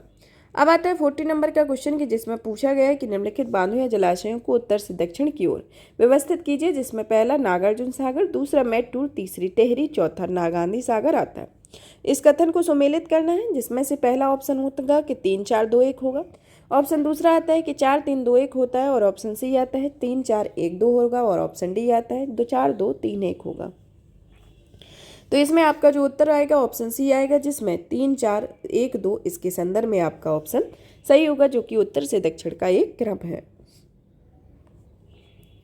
अब आता है हमारा क्वेश्चन जिसमें पूछा गया है कि निम्नलिखित युग्मों पर विचार कीजिए, जिसमें स्थानांतरित की कृषि और किए जाने वाले क्षेत्रों के बारे में बताई गई, जिसमें मिल्पा जो है वह इंडोनेशिया, दूसरा आता है लादांग जो होता है मध्य अमेरिका, फिर आता है झूमिंग जो उत्तर पूर्वी भारत और टोंग्या श्रीलंका में पाया जाता है। तो उपयुक्त युग्मों में से कौन सा युग्म सही है, जिसमें पहला आता है केवल एक युग्म, ऑप्शन दूसरा आता है केवल दो युग्म, ऑप्शन सी आता है केवल तीनों युग्म और ऑप्शन डी आता है कि सभी चारों युग्म इसके अंतर्गत सही है। तो इसमें आपको जो उत्तर देना है, आपका जो उत्तर होगा इसमें से केवल एक ही युग्म सही होगा। अब क्वेश्चन आता है हमारा 42 नंबर का, जिसमें पूछा गया है कि ये पत्तन विशेष रूप से छोटी दूरियों को तय करते हैं, जलीय निकायों के आर पार होने वाली डाक यात्रियों की परिवहन से जुड़े होते हैं। ये पत्तन जोड़ों में इस प्रकार से अवस्थित होते हैं कि वे जल निकाय को आर पार एक दूसरे के सामने होते हैं। तो प्रयुक्त परिच्छेद में से निम्नलिखित में से किस प्रकार का यह पत्तन का सर्वश्रेष्ठ वर्णन किया गया है, जिसके अंतर्गत ऑप्शन ए आता है आंतरपु पत्तन, ऑप्शन बी आता है माघ पत्तन, ऑप्शन सी आता है बाह्य पत्तन और ऑप्शन डी आता है पैकेट स्टेशन। तो इसमें आपका जो उत्तर होगा ऑप्शन डी आएगा, जिसमें पैकेट स्टेशन के बारे में बताया गया। अब हमारा क्वेश्चन आता है 43 नंबर का, जिसमें दिखाया गया है कि हाल ही में सुर्खियों में रहे अगस्त्यकूडम वेधशाला किससे संबंधित है। तो अगस्त्यकूडम वेधशाला इसके अंतर्गत ऑप्शन ए आता है तेलंगाना में, ऑप्शन बी आता है केरल में, ऑप्शन सी आता है आंध्र प्रदेश में और ऑप्शन डी आता है कर्नाटक में। तो इसका जो उत्तर होगा ऑप्शन बी आएगा कि यह केरल से संबंधित है। तो इसका जो अगस्त्यकूडम वेधशाला ऑप्शन बी मतलब केरल के अंतर्गत आती है। अब हमारा नेक्स्ट क्वेश्चन 44 नंबर का है, जिसमें पूछा गया है कि नीचे दिए गए मानचित्र में निम्नलिखित में से किस को संदर्भित किया गया है। इसमें आपको बताना है ऑप्शन ए के अंतर्गत प्रमुख औद्योगिक क्षेत्र को, ऑप्शन बी के अंतर्गत आता है कि लघु औद्योगिक क्षेत्र को, और ऑप्शन सी के अंतर्गत आता है कि यह जो बताया गया है वह भारत के आईटी हब को, और ऑप्शन सी आता है प्रमुख खनन क्षेत्रों को। तो इसमें आपको उत्तर आपको बताना है कि इसका कौन सा उत्तर होगा कि यह किस क्षेत्र को संदर्भित करता है। इसमें जो उत्तर होगा आपका ऑप्शन ए आएगा, जो कि प्रमुख उद्योग क्षेत्रों को को दिखाया गया है, जिसमें देश के उद्योगों का वितरण एक समान रूप से नहीं होता है और ये अनुकूल अवस्थिति कारकों के कारण कुछ स्थानों पर संकेंद्रित हो जाते हैं, और उद्योगों के समूहों की पहचान के लिए विभिन्न सूचकांकों का उपयोग किया जाता है। उनमें से महत्वपूर्ण सूचकांक होते हैं जैसे औद्योगिक इकाइयों की संख्या, औद्योगिक श्रमिकों की संख्या, औद्योगिक उद्देश्यों के लिए उपयोग की जाने वाली विद्युत की मात्रा, कुल औद्योगिक उत्पादन और उत्पादन प्रक्रिया द्वारा निर्धारित मूल्य आदि। इसके संदर्भ में इसके प्रमुख उद्योगों के वितरण के प्रमुख सूचकांक होते हैं। तो यह जो प्रक्रिया जो बताई गई है प्रमुख औद्योगिक क्षेत्र को दिखाई गई है, जिसमें गुरुग्राम, दिल्ली, मेरठ रीजन को दिखाया गया है, छोटा नागपुर रीजन को, हुगली रीजन को, गुजरात रीजन को, Mumbai Pune region, Bengaluru Tamil region, Kollam Thiruvananthapuram region, फिर आता है विशाखापट्टनम गुंटूर रीजन को दिखाया गया है। तो यह प्रमुख औद्योगिक क्षेत्र है। अब आता है क्वेश्चन कि निम्नलिखित युग्मों की पहचान कीजिए या निम्नलिखित युग्मों पर विचार कीजिए, जिसमें क्षेत्र और जनजाति समुदाय को दिखाया गया है। जिसमें पहला दिखाया गया क्षेत्र मलेशिया जो ओरंग असली है, अमेजन बेसन जो कि इंडियन जनजाति है, कांगो बेसन जो पिग्मी जनजाति को दिखाया गया। उपयुक्त युग्म में से कौन सा युग्म सही है, जिसमें से आपको बताना है कि इसके अंतर्गत ऑप्शन ए आता है, ऑप्शन ए के अंतर्गत 1, 2, 3 होगा, ऑप्शन दूसरे के अंतर्गत केवल 1 और 3 होगा, ऑप्शन सी के अंतर्गत केवल 1 होगा, और ऑप्शन डी के अंतर्गत 2 और 3 होगा। तो इसमें आपका जो उत्तर होगा ऑप्शन ए आएगा, जिसमें तीनों ही कथन एक दूसरे से मिले हुए हैं। अब क्वेश्चन आता है कि निम्नलिखित में से कौन से उद्योग भार ह्रास वाले कच्चे मालों से प्रभावित होते हैं। पहला सूती वस्त्र उद्योग, दूसरा आता है लोहा इस्पात उद्योग, तीसरा आता है चीनी उद्योग, चौथा आता है कंप्यूटर चिप उद्योग। तो इसमें से जो उत्तर आपको बताना है कि कौन सा कूट सही होगा। ऑप्शन ए केवल 1 और 2, ऑप्शन दूसरा आता है केवल 2 और 3 का होना, ऑप्शन सी आता है केवल 3 और 4 का होना, ऑप्शन डी आता है 1 और 4 का होना। तो इसमें आपका जो उत्तर होगा ऑप्शन बी आएगा, जिसमें 2 और 3 इसके कथन भार ह्रास वाले कच्चे माल से प्रभावित क्षेत्र को दिखाया गया। अब क्वेश्चन आता है हमारा कि निम्नलिखित में से कौन सा किसी विशेष स्थान की जनसंख्या घनत्व में वृद्धि के लिए उत्तरदायी होता है, जिसमें पहला आता है आर्थिक अवसर, दूसरा आता है उपजाऊ मृदा, तीसरा आता है उत्प्रपात। तो नीचे दिए गए कूट का सही उत्तर की पहचान करना है, जिसमें आपको बताना है कि सही उत्तर कौन सा होगा। जिसके अंतर्गत पहला दिया गया है ऑप्शन ए कि केवल 1 और 2 का होगा, तो ऑप्शन बी आता है केवल 2 होगा, ऑप्शन सी आता है 1 और 3 होगा, और ऑप्शन डी आता है 1, 2, 3 होगा। तो इसमें जो आपका उत्तर होगा 1, 2, 3 आएगा, इसके अंतर्गत ऑप्शन डी आपका सही होगा। अब क्वेश्चन आता है 48 नंबर का, जिसमें दिखाया गया है कि भारतीय अर्थव्यवस्था के संदर्भ में 2011 की जनगणना के अनुसार निम्नलिखित में से प्रवास की कौन सी धारा अंतर्राज्य प्रवास में प्रवासियों के अधिकतम हिस्से को दर्शाती है। तो इसमें आपको बताना है, जिसके अंतर्गत ऑप्शन ए आता है कि ग्रामीण से ग्रामीण पुरुष प्रवास, ऑप्शन बी आता है ग्रामीण से नगरीय प्रवास, ऑप्शन सी आता है ग्रामीण से ग्रामीण महिला प्रवास, और ऑप्शन डी आता है ग्रामीण से नगरीय महिला प्रवास आता है। तो इसमें आपको सही उत्तर की पहचान करनी है, और इसमें यह जो आपका उत्तर होगा ऑप्शन सी आएगा, जो ग्रामीण से ग्रामीण महिला प्रवास को दर्शाता है। अब आता है क्वेश्चन कि निम्नलिखित महाद्वीपों और उनके जनसंख्या घनत्व के घटके क्रम को व्यवस्थित कीजिए, जिसमें पहला आता है कि एशिया, यूरोप, दूसरा आता है यूरोप, तीसरा आता है उत्तरी अमेरिका। तो इसमें सही कूट की पहचान करनी है, जिसमें पहला आता है 2, 1, 3 का होना, ऑप्शन बी आता है 1, 2, 3 होना, ऑप्शन सी आता है 3, 2, 1 होना, और ऑप्शन डी आता है 1, 3, 2 होना। तो इसमें आपका जो सीक्वेंस होगा तीनों ही सही है, जो कि 1, 2, 3 के क्रम में है, जिसमें एशिया, यूरोप और उत्तरी अमेरिका आता है। अब हमारा 50 नंबर का क्वेश्चन आता है कि नगरीय बस्तियों के संदर्भ में निम्नलिखित में से कौन सा कथन सन्निगर या कोनुर्वेशन के सर्वोत्तम उदाहरण है। इसके अंतर्गत ऑप्शन ए आता है कि यह नगरीय विकास जिससे प्रदूषण स्तर में वृद्धि और जीवन की गुणवत्ता में गिरावट आती है। दूसरा आता है कि यह एक क्रमिक विनगरीकरण है जिसका संबंध आधुनिक आधारभूत संरचना के विलोप से हुआ है। ऑप्शन सी आता है कि यह विशाल विकसित नगरीय क्षेत्र होता है जो मूलतः अलग अलग नगरों शहरों के आपस में मिल जाने से एक विशाल नगरीय विकास क्षेत्र में परिवर्तित हो जाता है। और ऑप्शन डी आता है यह नगरीय विकास है जो हरित बुनियादी ढांचे के विकास से संबंधित होता है। तो इसमें आपको सही उत्तर की पहचान करना है। तो इसका जो उत्तर होगा आपका सी ऑप्शन सही आएगा, जिसमें ऐसा नगर यह एक ऐसा विशाल क्षेत्र होता है जो मूलतः अलग अलग नगरों और शहरों को आपस में मिल जाने से एक विशाल नगरीय विकास में क्षेत्र में परिवर्तित हो जाता है। तो इसी के साथ ही आपका ऑप्शन सी सही होगा। अब हमारा 51 नंबर का क्वेश्चन आता है, जिसमें दिखाया गया है कि निम्नलिखित युग्मों पर विचार कीजिए। लोहे एक्स की खदानें और राज्यों के बारे में बताया गया है, जिसमें एक गुरु महिषानी ऑप्शन के अंतर्गत गुरु महिषानी जो है वह पश्चिम बंगाल में। दूसरा आता है नोवा मुंडी जो झारखंड में, बादाम पहाड़ी उड़ीसा में स्थित है। तो उपयुक्त युग्मों में से कौन सा युग्म सही सुमेलित है? इसके अंतर्गत ऑप्शन ए आता है केवल 3, ऑप्शन बी आता है केवल 1 और 2 का होना, ऑप्शन सी आता है केवल 2 और 3 होना, ऑप्शन डी आता है 1, 2, 3 होना। तो इसमें सही युग्म होगा ऑप्शन सी आएगा, जिसमें आपका दूसरा और तीसरा सुमेलित है और पहला वाला सुमेलित नहीं है, क्योंकि जो गुरु महिषानी है वह लोहे एक्स खदानें भारत के उड़ीसा राज्य के मयूरभंज में पाई जाती है, ना कि पश्चिम बंगाल में। तो इसी के साथ ही आपका दूसरा और तीसरा सही है, पहला गलत है। अब आता है हमारा 52 नंबर का क्वेश्चन, जिसमें पूछा गया है कि भारत में चीनी तिब्बत परिवार के में बोली जाने वाली भाषाओं के संदर्भ में निम्नलिखित में से कौन सा कथन सही नहीं है। इसके अंतर्गत पहला कथन आता है कि चीनी तिब्बत परिवार की भाषा अधिकांशतः भारत में जनजातीय समूहों द्वारा बोली जाती है। दूसरा आता है कि चीनी तिब्बती परिवार की भाषा में 2 प्रमुख उपभाषा तिब्बती म्यांमार स्यामी चीनी आती है।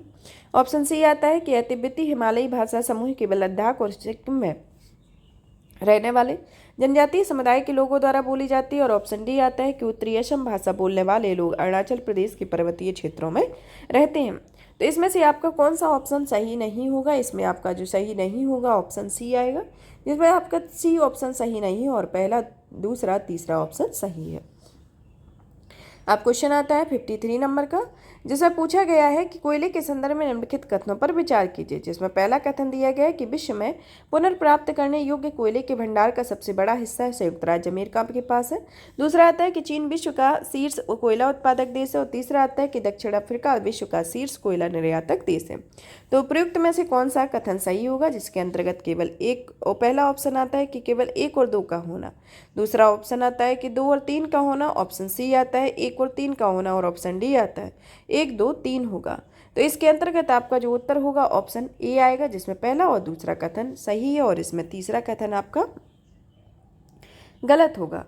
अब आता है आपका नेक्स्ट क्वेश्चन। नेक्स्ट क्वेश्चन के अंतर्गत पढ़ते हैं कि क्या पूछा गया है कि निम्नलिखित में से अंतर्राष्ट्रीय वाणिज्यिक केंद्र या शहरों पर विचार कीजिए। जिसमें पहला आता है सैन फ्रांसिस्को, दूसरा आता है व्लादिवोस्तोक, तीसरा आता है वुहान, चौथा आता है मेलबर्न। तो उपयुक्त शहरों में से कितने समुद्री तटों पर स्थित है? जिसमें ऑप्शन ए आता है केवल 1 शहर, ऑप्शन बी आता है केवल 2 शहर, ऑप्शन सी आता है केवल 3 शहर, ऑप्शन डी आता है सभी चारों शहर। तो इसमें आपका जो उत्तर होता है ऑप्शन सी आएगा, जिसमें तीनों शहर आपके उत्तर होगा, इसका उत्तर होगा। अब क्वेश्चन आता है 55 नंबर का कि नदी और उद्गम वाले क्षेत्रों को दिखाया गया है। जिसमें ए ऑप्शन है कि राइन नदी जो है वह पोलैंड में, ऑप्शन दूसरा आता है डेन्यूब जो जर्मनी में, सी आता है वोल्गा जो कि रूस में है। तो उपयुक्त युग्म में से कौन सा युग्म सही होगा? तो इसके अंतर्गत ऑप्शन ए आता है केवल 1 और 2, ऑप्शन बी आता है केवल 2 और 3 का होना, ऑप्शन सी आता है 1 और 3 का होना और ऑप्शन डी आता है 1, 2, 3 होना। तो इसमें आपका जो उत्तर होगा ऑप्शन बी आएगा, जिसमें आप केवल 2 और 3 कथन को सही बताया गया।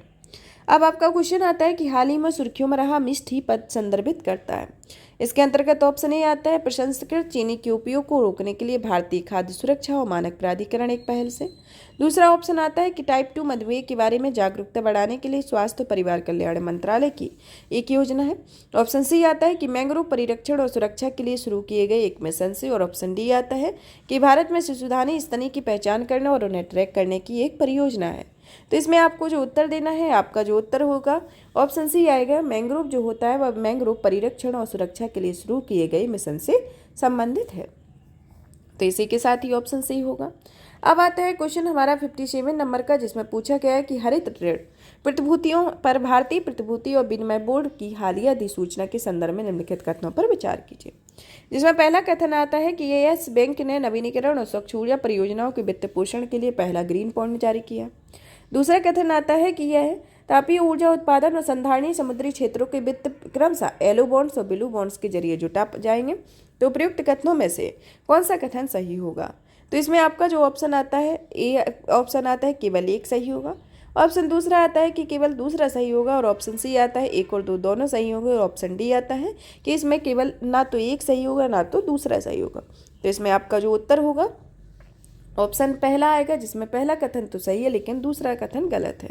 दूसरे कथन के संदर्भ में एक्सप्लेनेशन को जाने कि येलो बॉन्ड जो होता है वह सौर ऊर्जा उत्पादन और संबंधित अपस्ट्रीम और डाउन स्ट्रीम उद्योगों के लिए जुटाई गई संधारणीय वित्त के साधन होते हैं। इसके संदर्भ में यह आपका दूसरा कथन गलत होगा, पहला कथन इसका सही होगा।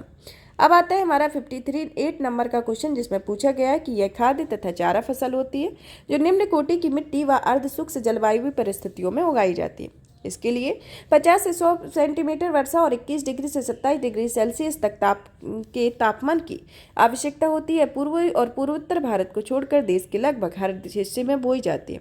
इसके प्रमुख उत्पादक राज्य मध्य प्रदेश, आंध्र प्रदेश, कर्नाटक, राजस्थान और उत्तर प्रदेश आते हैं। तो उपयुक्त विवरण में वर्णित फसल की पहचान कीजिए, जिसके अंतर्गत ऑप्शन ए आता है गेहूं, ऑप्शन बी आता है मक्का, ऑप्शन सी आता है बाजरा और ऑप्शन डी आता है ज्वार आता है। तो इसमें आपको सही उत्तर की पहचान करना है।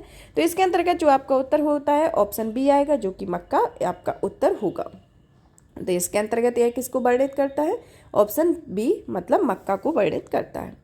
अब आता है हमारा 59 नंबर का क्वेश्चन, जिसमें पूछा गया है कि हाल ही में स्वास्थ्य एवं परिवार कल्याण मंत्रालय ने राष्ट्रीय अंग प्रत्यारोपण दिशा निर्देशों में कुछ संशोधन किए हैं। तो इस संदर्भ में भारत ने अंग प्रत्यारोपण हेतु नए दिशा निर्देशों संबंधित कथन दिए गए हैं, जिसमें आपको निम्न कथनों पर विचार करना है। जिसमें पहला कथन आता है कि कोई नागरिक अब किसी भी राज्य में बिना किसी अधिवास अनिवार्यता के अंग दान के लिए अपना पंजीकरण करवा सकती है। दूसरा आता है कि नए दिशा निर्देश 65 वर्ष से अधिक आयु के व्यक्तियों के प्रत्यारोपण हेतु मृतक दाताओं अंग प्राप्त करने के लिए पंजीकरण कराने की अनुमति देते हैं। और तीसरा आता है कि अंग प्रत्यारोपण हेतु पंजीकरण कराने के लिए अब कोई शुल्क नहीं है। जो प्रयुक्त कथन में से कौन सा कथन सही होगा? जिसमें से आपका ऑप्शन ए आता है कि केवल 1 और 2 होगा, ऑप्शन दूसरा आता है कि 2 और 3 होगा, ऑप्शन सी आता है कि 1 और 3 होगा, और ऑप्शन डी आता है आपका 1, 2, 3 होगा। तो इसमें आपका जो उत्तर आता है ऑप्शन डी आएगा, जिसमें तीनों ही कथन आपके सही हैं। अब हमारा नेक्स्ट क्वेश्चन आता है कि हाल ही में नेशनल स्टॉक एक्सचेंज की एक सहयोगी कंपनी NSE इंडस्ट्रीज लिमिटेड ने देश का पहला म्यूनिसिपल बॉन्ड इंडेक्स प्रस्तुत किया हुआ है। इस संदर्भ में नई Nifty India municipal bond index से संबंधित है। तो निम्नलिखित कथनों पर विचार कीजिए और इसमें से पहचानिए कि आपका कौन सा कथन सही है। इसके अंतर्गत पहला आता है कि यह भारत में नगर निगमों द्वारा जारी म्यूनिसिपल बॉन्ड के प्रदर्शन को ट्रैक करेगा।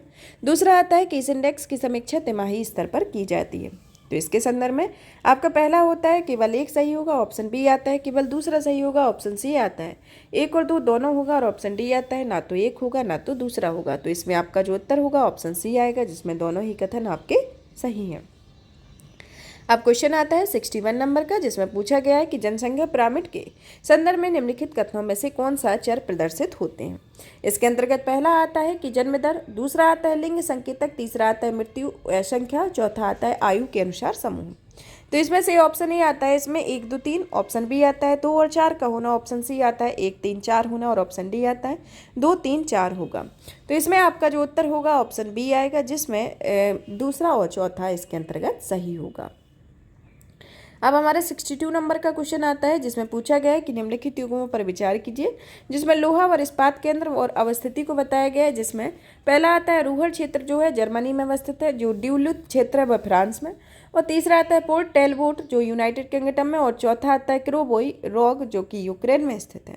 तो उपयुक्त युग्म में से कितने सही युग्म हैं? तो इसमें से आपको सही युग्म की पहचान करना है, जिसके अंतर्गत ऑप्शन ए आता है केवल 1 युग्म, ऑप्शन बी आता है केवल 2 युग्म, ऑप्शन सी आता है केवल 3 युग्म, और ऑप्शन डी आता है 4 युग्म। तो इसमें से आपका जो उत्तर होगा ऑप्शन सी आएगा, जिसमें आपके तीनों युग्म सही होंगे और 3 युग्म केवल सही होंगे, चौथा एक कोई भी एक गलत होगा।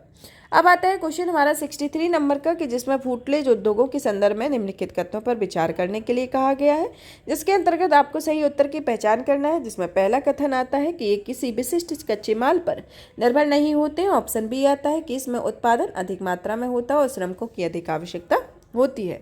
तो प्रयुक्त कथनों में से कौन सा कथन सही है, जिसमें आपको पहचानना है। जिसके अंतर्गत ऑप्शन ए आता है केवल 1, ऑप्शन बी आता है केवल 2 का होना, ऑप्शन सी आता है 1 और 2 होना, ऑप्शन डी आता है ना तो 1 होगा ना तो दूसरा होगा।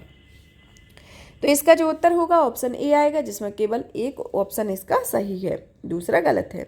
अब आता है हमारा 64 नंबर का क्वेश्चन, जिसमें पूछा गया है कि निम्नलिखित भारत में भूमि उपयोग में निम्नलिखित श्रेणियों और उनके प्रतिवेदन या रिपोर्टिंग क्षेत्र के अनुसार अवरोही क्रम में व्यवस्थित कीजिए, इसके संदर्भ में दिखाया गया।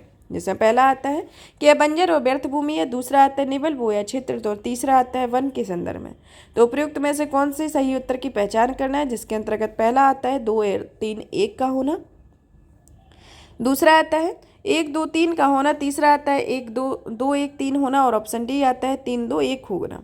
तो इसमें आपका जो उत्तर होगा ऑप्शन ए आएगा, जिसमें 2, 3, 1 मिले हैं कि पहले नंबर पर आता है कि निवल बोया क्षेत्र होगा, फिर बंजर और व्यर्थ भूमि होगी, और इसके बाद वन आएगा। तो यहाँ पर ऑप्शन ए इसका सही होगा। अब आता है 65 नंबर का क्वेश्चन, जिसमें दिया गया है कि निम्नलिखित कथनों पर विचार कीजिए। जिसमें पहला कथन दिया गया है कि भौगोलिक क्षेत्र भू राजस्व विभाग द्वारा दर्ज किया गया कुल क्षेत्र होता है, और दूसरा आता है कि रिपोर्टिंग क्षेत्र भारत के सर्वेक्षण द्वारा मापा गया कुल क्षेत्र होता है। तो इसमें से आपको सही उत्तर की पहचान करना है, जिसमें आपको बताना है कि कौन सा कथन सही नहीं है। इसके अंतर्गत ऑप्शन ए आता है केवल 1, ऑप्शन बी आता है केवल 2 का होना, ऑप्शन सी आता है 1 और 2 दोनों, और ऑप्शन डी आता है ना तो 1 होगा ना तो दूसरा होगा। तो इसमें आपका जो उत्तर होगा ऑप्शन सी आएगा, जिसमें 1 और 2 दोनों ही कथन इसके अंतर्गत सही नहीं है। अब क्वेश्चन आता है कि 66 नंबर का कि वृद्धि और विकास की अवधारणा के संदर्भ में निम्नलिखित कथनों पर विचार कीजिए। जिसमें पहला कथन आता है कि विकास एक गुणात्मक परिवर्तन है, जिसका हमेशा सकारात्मक होता है, तथा दूसरा आता है कि वृद्धि मूल्य निरपेक्ष होता है, जो परिवर्तन धनात्मक या ऋणात्मक हो सकता है, और ऑप्शन जो कथन तीसरा है वह आता है कि जनसंख्या वृद्धि हमेशा विकास को जन्म नहीं देती है। तो इसमें से आपको सही उत्तर की पहचान करना है, जिसमें से आपका ऑप्शन ए आता है केवल 1, ऑप्शन दूसरा आता है 1, 2, 3 का होना, ऑप्शन सी आता है 1, 2, और ऑप्शन डी आता है केवल दूसरा। तो इसमें आपका जो उत्तर होगा ऑप्शन सी बी आएगा, जिसमें अभी तक इसके आप तीनों ही ऑप्शन सही होंगे। अब आता है हमारा नेक्स्ट क्वेश्चन कि निम्नलिखित में से कौन सा कारक जनसंख्या वितरण को प्रभावित करता है। पहला आता है भू आकृति है, दूसरा आता है जलवायु, तीसरा आता है जल की उपलब्धता, चौथा आता है खनिज वितरण, और पांचवा आता है नगरीकरण। तो नीचे दिए गए कूट में से सही उत्तर की पहचान करना है, जिसके अंतर्गत पहला कूट दिया गया कि केवल पहला ऑप्शन दिया गया है कि केवल 1 और 2 होगा सही होगा, तीसरा दिया गया है कि 3 और 4 सही होगा, चौथा दिया गया है कि 1, 2, 3, 4 सही होगा, और चौथा दिया गया है कि 1, 2, 3, 4, 5 मतलब पाँचों ही सही होंगे।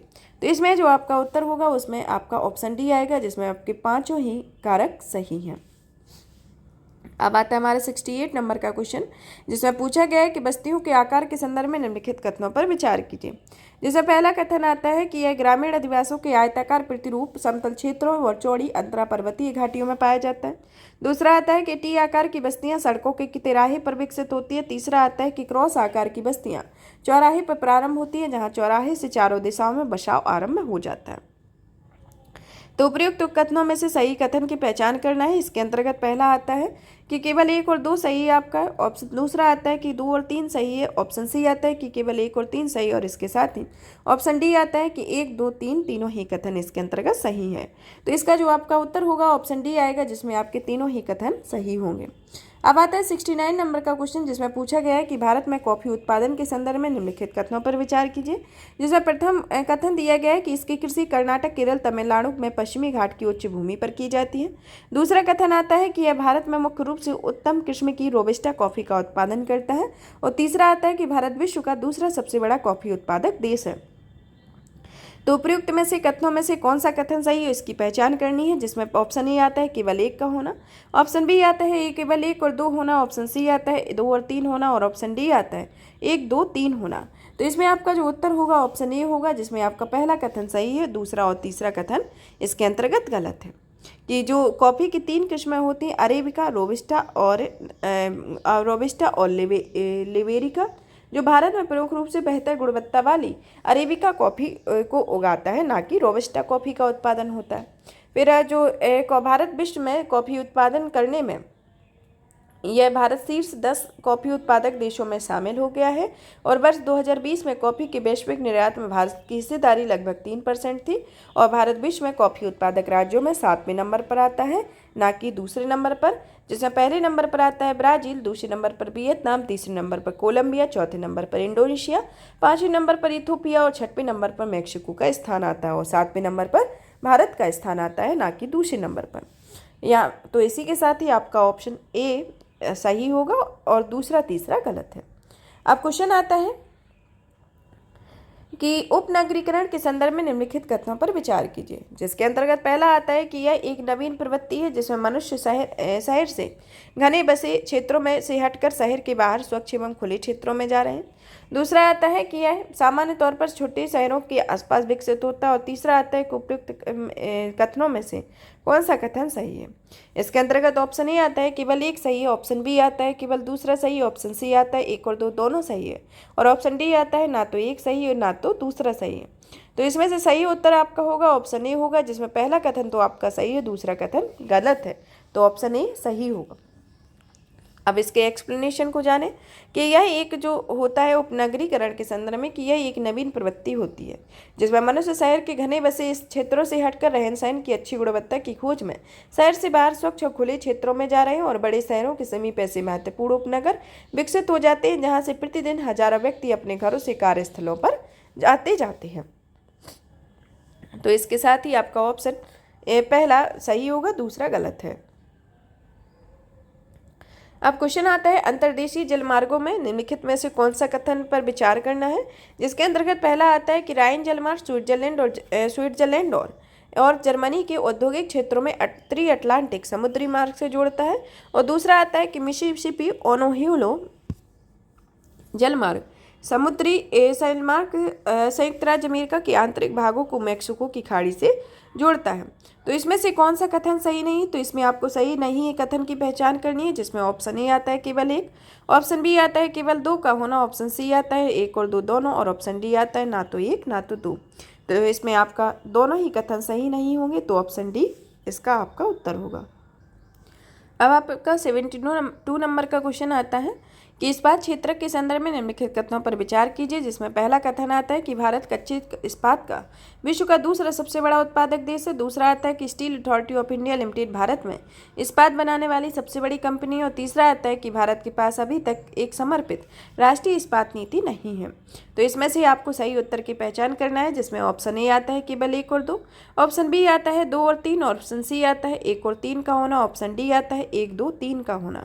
तो इसके अंतर्गत आपका जो उत्तर होगा ऑप्शन ए आएगा, जिसमें पहला और दूसरा कथन सही है, आपका तीसरा कथन इसमें गलत है। जो राष्ट्रीय इस्पात नीति है वह राष्ट्रीय इस्पात नीति को 2017 में आई थी, जिसका उद्देश्य इलेक्ट्रिक और फर्नेस या इंडक्शन फर्नेस रूट के 35 से 40% योगदान के साथ 2030 तक 300 मिलियन टन प्रति वर्ष इस्पात उत्पादन क्षमता का निर्माण करके वैश्विक स्तर पर प्रतिस्पर्धी इस्पात उद्योग का विकास करना है, इसके संदर्भ में है। अब हमारा नेक्स्ट क्वेश्चन आता है कि नेक्स्ट क्वेश्चन में पूछा गया है कि इन बस्तियों में मकान दूर दूर होते हैं तथा प्रायः खेतों के द्वारा एक दूसरे से अलग होते हैं। एक सांस्कृतिक आकृति जैसे पूजा स्थल अथवा बाजार बस्तियों को एक साथ बांधता है और उपयुक्त परिच्छेद में से निम्नलिखित में से किस बस्ती का उल्लेख किया गया, जिसके अंतर्गत ऑप्शन ए आता है प्रकीर्ण बस्ती को, ऑप्शन बी आता है संहत बस्ती को, ऑप्शन सी आता है टी आकार की बस्ती को, और ऑप्शन डी आता है आयताकार बस्ती को। इसमें के अंतर्गत आपका जो उत्तर होगा ऑप्शन ए आएगा प्रकीर्ण बस्ती को। अब क्वेश्चन आता है हमारा कि निम्नलिखित में से किस राज्य में परमाणु ऊर्जा संयंत्र नहीं है। इसके अंतर्गत ऑप्शन ए आता है राजस्थान, ऑप्शन बी आता है महाराष्ट्र, ऑप्शन सी आता है उड़ीसा, ऑप्शन डी आता है तमिलनाडु। तो इसमें आपका जो उत्तर आता है ऑप्शन सी होगा, जिसमें यह राज्य में परमाणु ऊर्जा संयंत्र के अंतर्गत उड़ीसा नहीं आता है, यह तीनों ही क्षेत्र आते हैं, जिसमें राजस्थान रावतबाटा संयंत्र जो है वह राजस्थान में, तारापुर संयंत्र महाराष्ट्र में और कलपक्कम परमाणु संयंत्र तमिलनाडु में स्थित है। अब हमारा क्वेश्चन आता है कि भारत में भूमि के उपयोग संबंधी मानदंडों के निम्नलिखित कथनों पर विचार कीजिए। पहला कथन आता है कि वर्तमान प्रतिभूमि वे क्षेत्र होते हैं जो एक कृषि वर्ष से अधिक लेकिन 5 वर्ष से कम आयु के समय में कृषि रहित होते हैं। दूसरा आता है कि यदि भूमि के 5 वर्षों से अधिक समय के लिए अनुपजाऊ छोड़ दिया जाता है तो इसे बंजर या व्यर्थ भूमि के रूप में वर्गीकृत किया जाता है। और तीसरा आता है कि कृषि योग्य बंजर भूमि को उपलब्ध तकनीक के द्वारा कृषि योग्य बनाया जाता है। तो उपयुक्त कथनों में से कौन सा कथन सही है, जिसके अंतर्गत पहला आता है कि केवल एक और दो का होना, ऑप्शन बी आता है कि केवल 2 और 3 का होना, ऑप्शन सी आता है केवल 3 का होना, ऑप्शन डी आता है कि केवल 1 और 3 का होना। तो इसमें आपका जो उत्तर होगा ऑप्शन सी आएगा, जिसमें और तीसरा वाला कथन जो है वह सही है, पहला और दूसरा इसके अंतर्गत गलत है।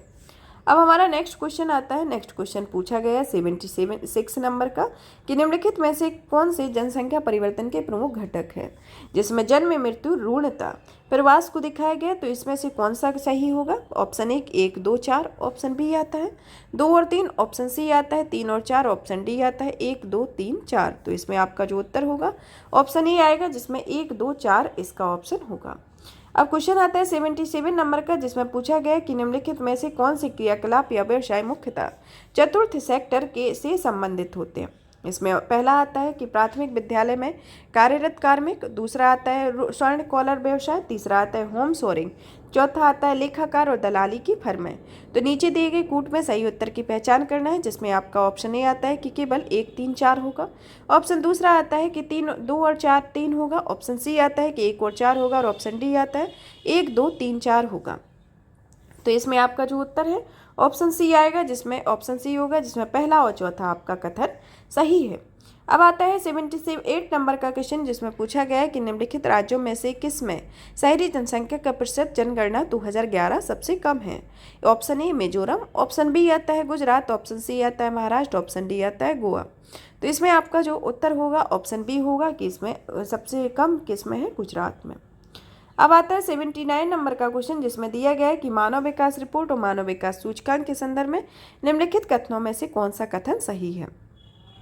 इसके अंतर्गत पहला आता है कि मानव विकास रिपोर्ट को प्रतिवर्ष संयुक्त राष्ट्र विकास कार्यक्रम द्वारा प्रकाशित किया जाता है। दूसरा कथन आता है कि एसडीआई को 1990 में अर्थशास्त्री जॉन नॉस द्वारा तैयार किया गया था। और तीसरा आता है कि अत्यधिक उच्च एचडीआई वाले क्षेत्रों में 0.600 से अधिक स्कोर प्राप्त करने के सभी देश शामिल होते हैं।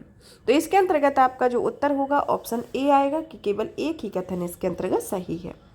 अब आता है नेक्स्ट क्वेश्चन कि जननांगीय संक्रमण के सिद्धांत के निम्नलिखित में से किस चरण में सामान्यतः प्रजनन क्षमता और मृत्यु दर दोनों उच्च होती है। तो इसके अंतर्गत ऑप्शन ए आता है पूर्ववर्ती विस्तार चरण में, ऑप्शन बी आता है निम्न उतार चढ़ाव का चरण, और ऑप्शन सी आता है उत्तर पूर्ववर्ती विस्तार चरण, और ऑप्शन डी आता है उत्तर उतार चढ़ाव का चरण आता है।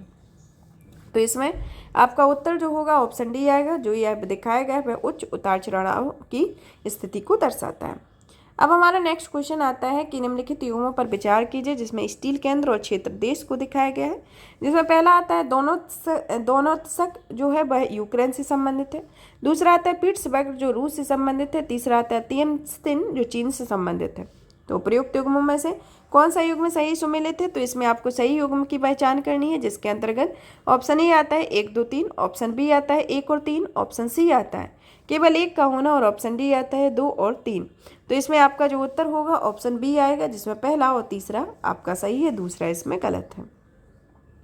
जो दूसरा गलत है क्योंकि जो पिट्सबर्ग है तीसरा जो है वह गलत है, क्योंकि पिट्सबर्ग का जो महत्वपूर्ण क्षेत्र है वह अब घट रहा है, जो दक्षिणी राज्य अलबामा में यह स्थित है।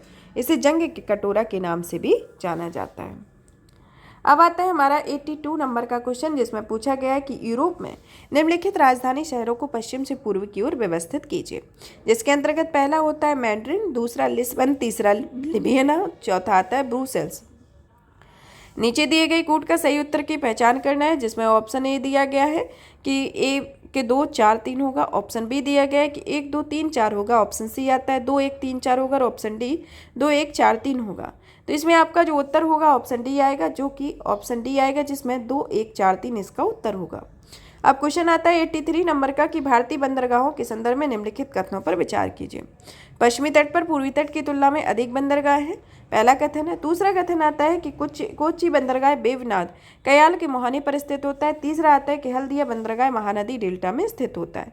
तो उपयुक्त कथनों में से कौन सा कथन सही होगा। तो इसमें से आपको सही उत्तर की पहचान करनी है, जिसमें पहला ऑप्शन आता है कि केवल 1 सही होगा, दूसरा कथन आता है कि केवल 2 1 और 2 होगा, और ऑप्शन सी आता है 2 और 3 होगा, और ऑप्शन डी आता है 1 2 3 होगा। तो इसमें आपका जो उत्तर होगा ऑप्शन बी आएगा, जिसमें पहला और दूसरा कथन आपका सही होगा।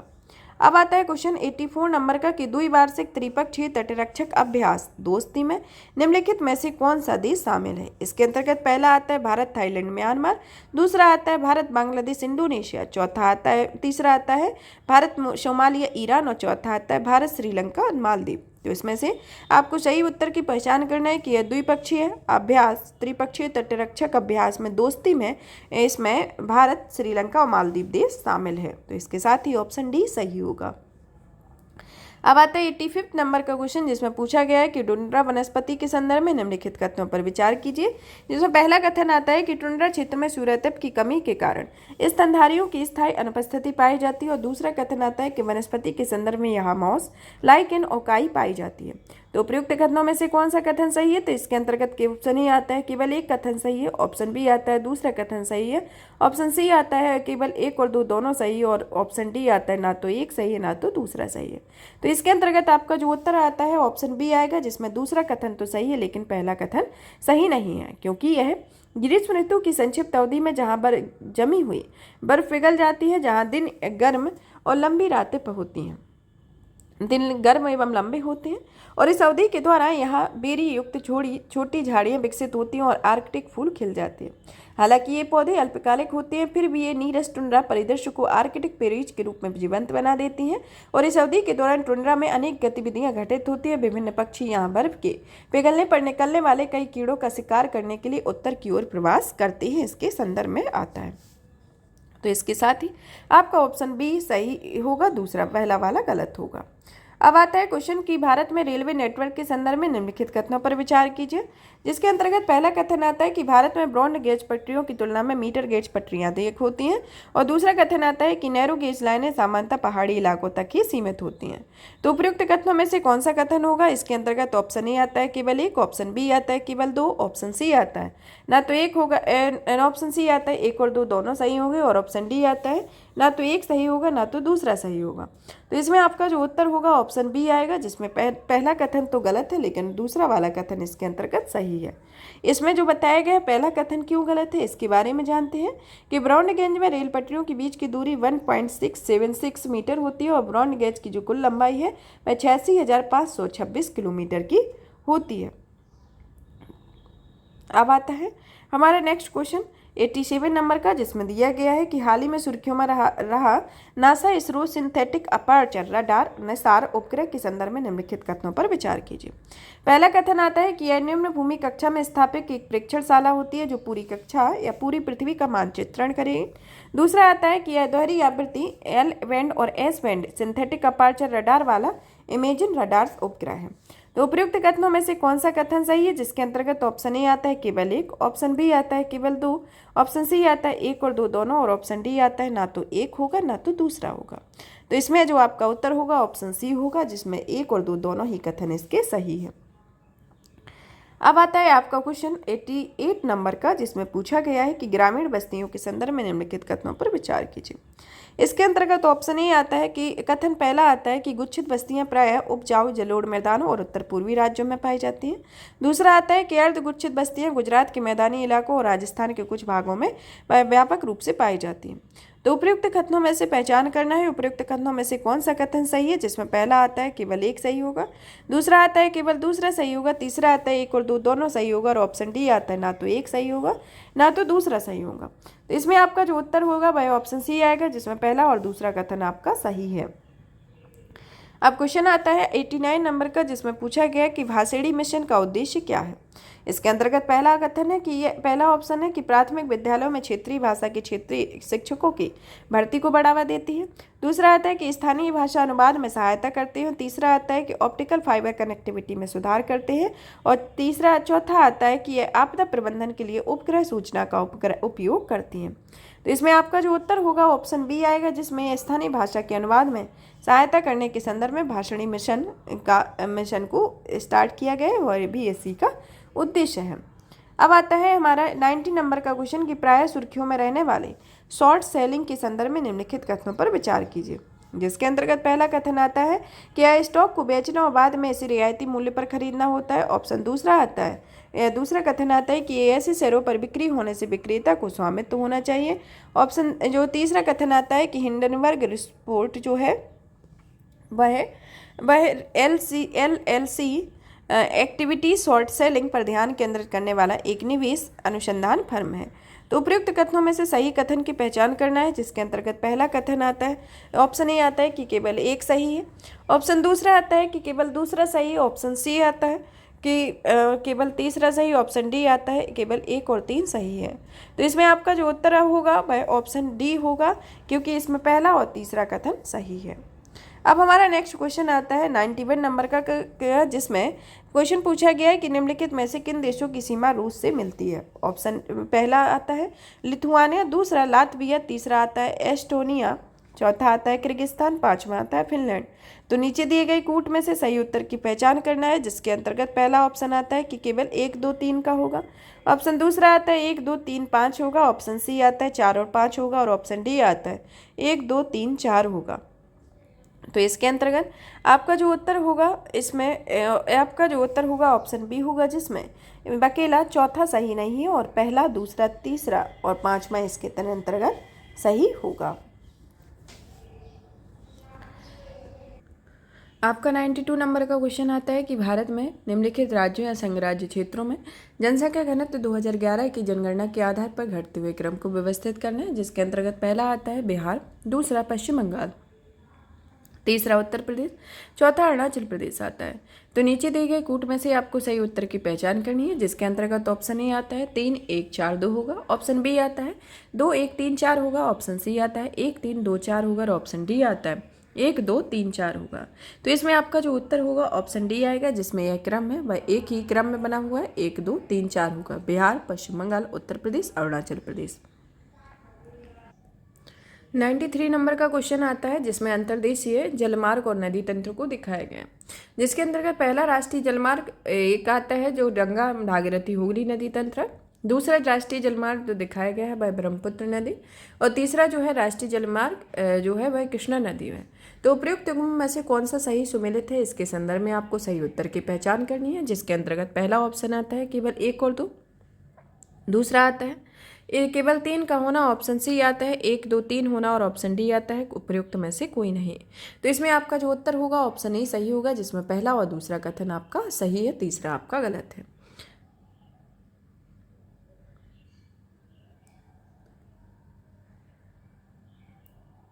अब आता है 94 नंबर का क्वेश्चन, जिसमें कर्तन दहन कृषि प्रणाली के संदर्भ में निम्नलिखित कथनों पर विचार करने के लिए कहा गया है, जिसमें आपको कृषि पद्धति और राज्य के बारे में बताना है, जिसमें पहला कथन आता है बेबर मध्य प्रदेश से संबंधित है, पोडू आंध्र प्रदेश से, बरिंगा उड़ीसा से, कुरबा झारखंड से संबंधित है।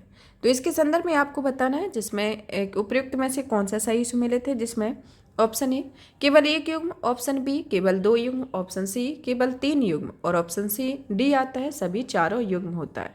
इसमें सारी चारों युग्म इसके संदर्भ में संदर्भित होते हैं। अब आता है 95 नंबर का क्वेश्चन, जिसमें पूछा गया है कि निम्नलिखित में से कथनों पर विचार कीजिए, और इसके अंतर्गत कथनों पर इसमें किस प्रकार की जलवायु पाई जाती है इसके संदर्भ में है।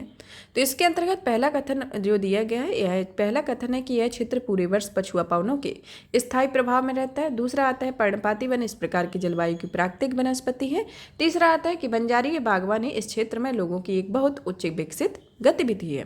तो इस उपयुक्त कथनों में से निम्नलिखित में से किस प्रकार की जलवायु का वर्णन करते हैं, जिसमें पहला आता है भूमध्य सागरीय जलवायु, दूसरा आता है स्टेपी जलवायु के संदर्भ में ऑप्शन सी आता है ब्रिटिश तुल्य जलवायु, और ऑप्शन चौथा आता है साइबेरियाई तुल्य जलवायु। तो इसमें आपका जो उत्तर होगा ऑप्शन सी आएगा, जो यह विशेषताएं हैं वह ब्रिटिश तुल्य जलवायु के अंतर्गत आती हैं।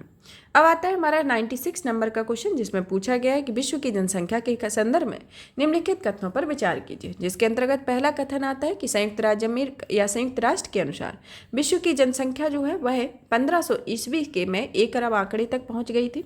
दूसरा कथन आता है कि विश्व की जनसंख्या को 1 अरब से दुगना होने में 2 अरब तक पहुंचने में 60 वर्ष से कम समय लगा हुआ था।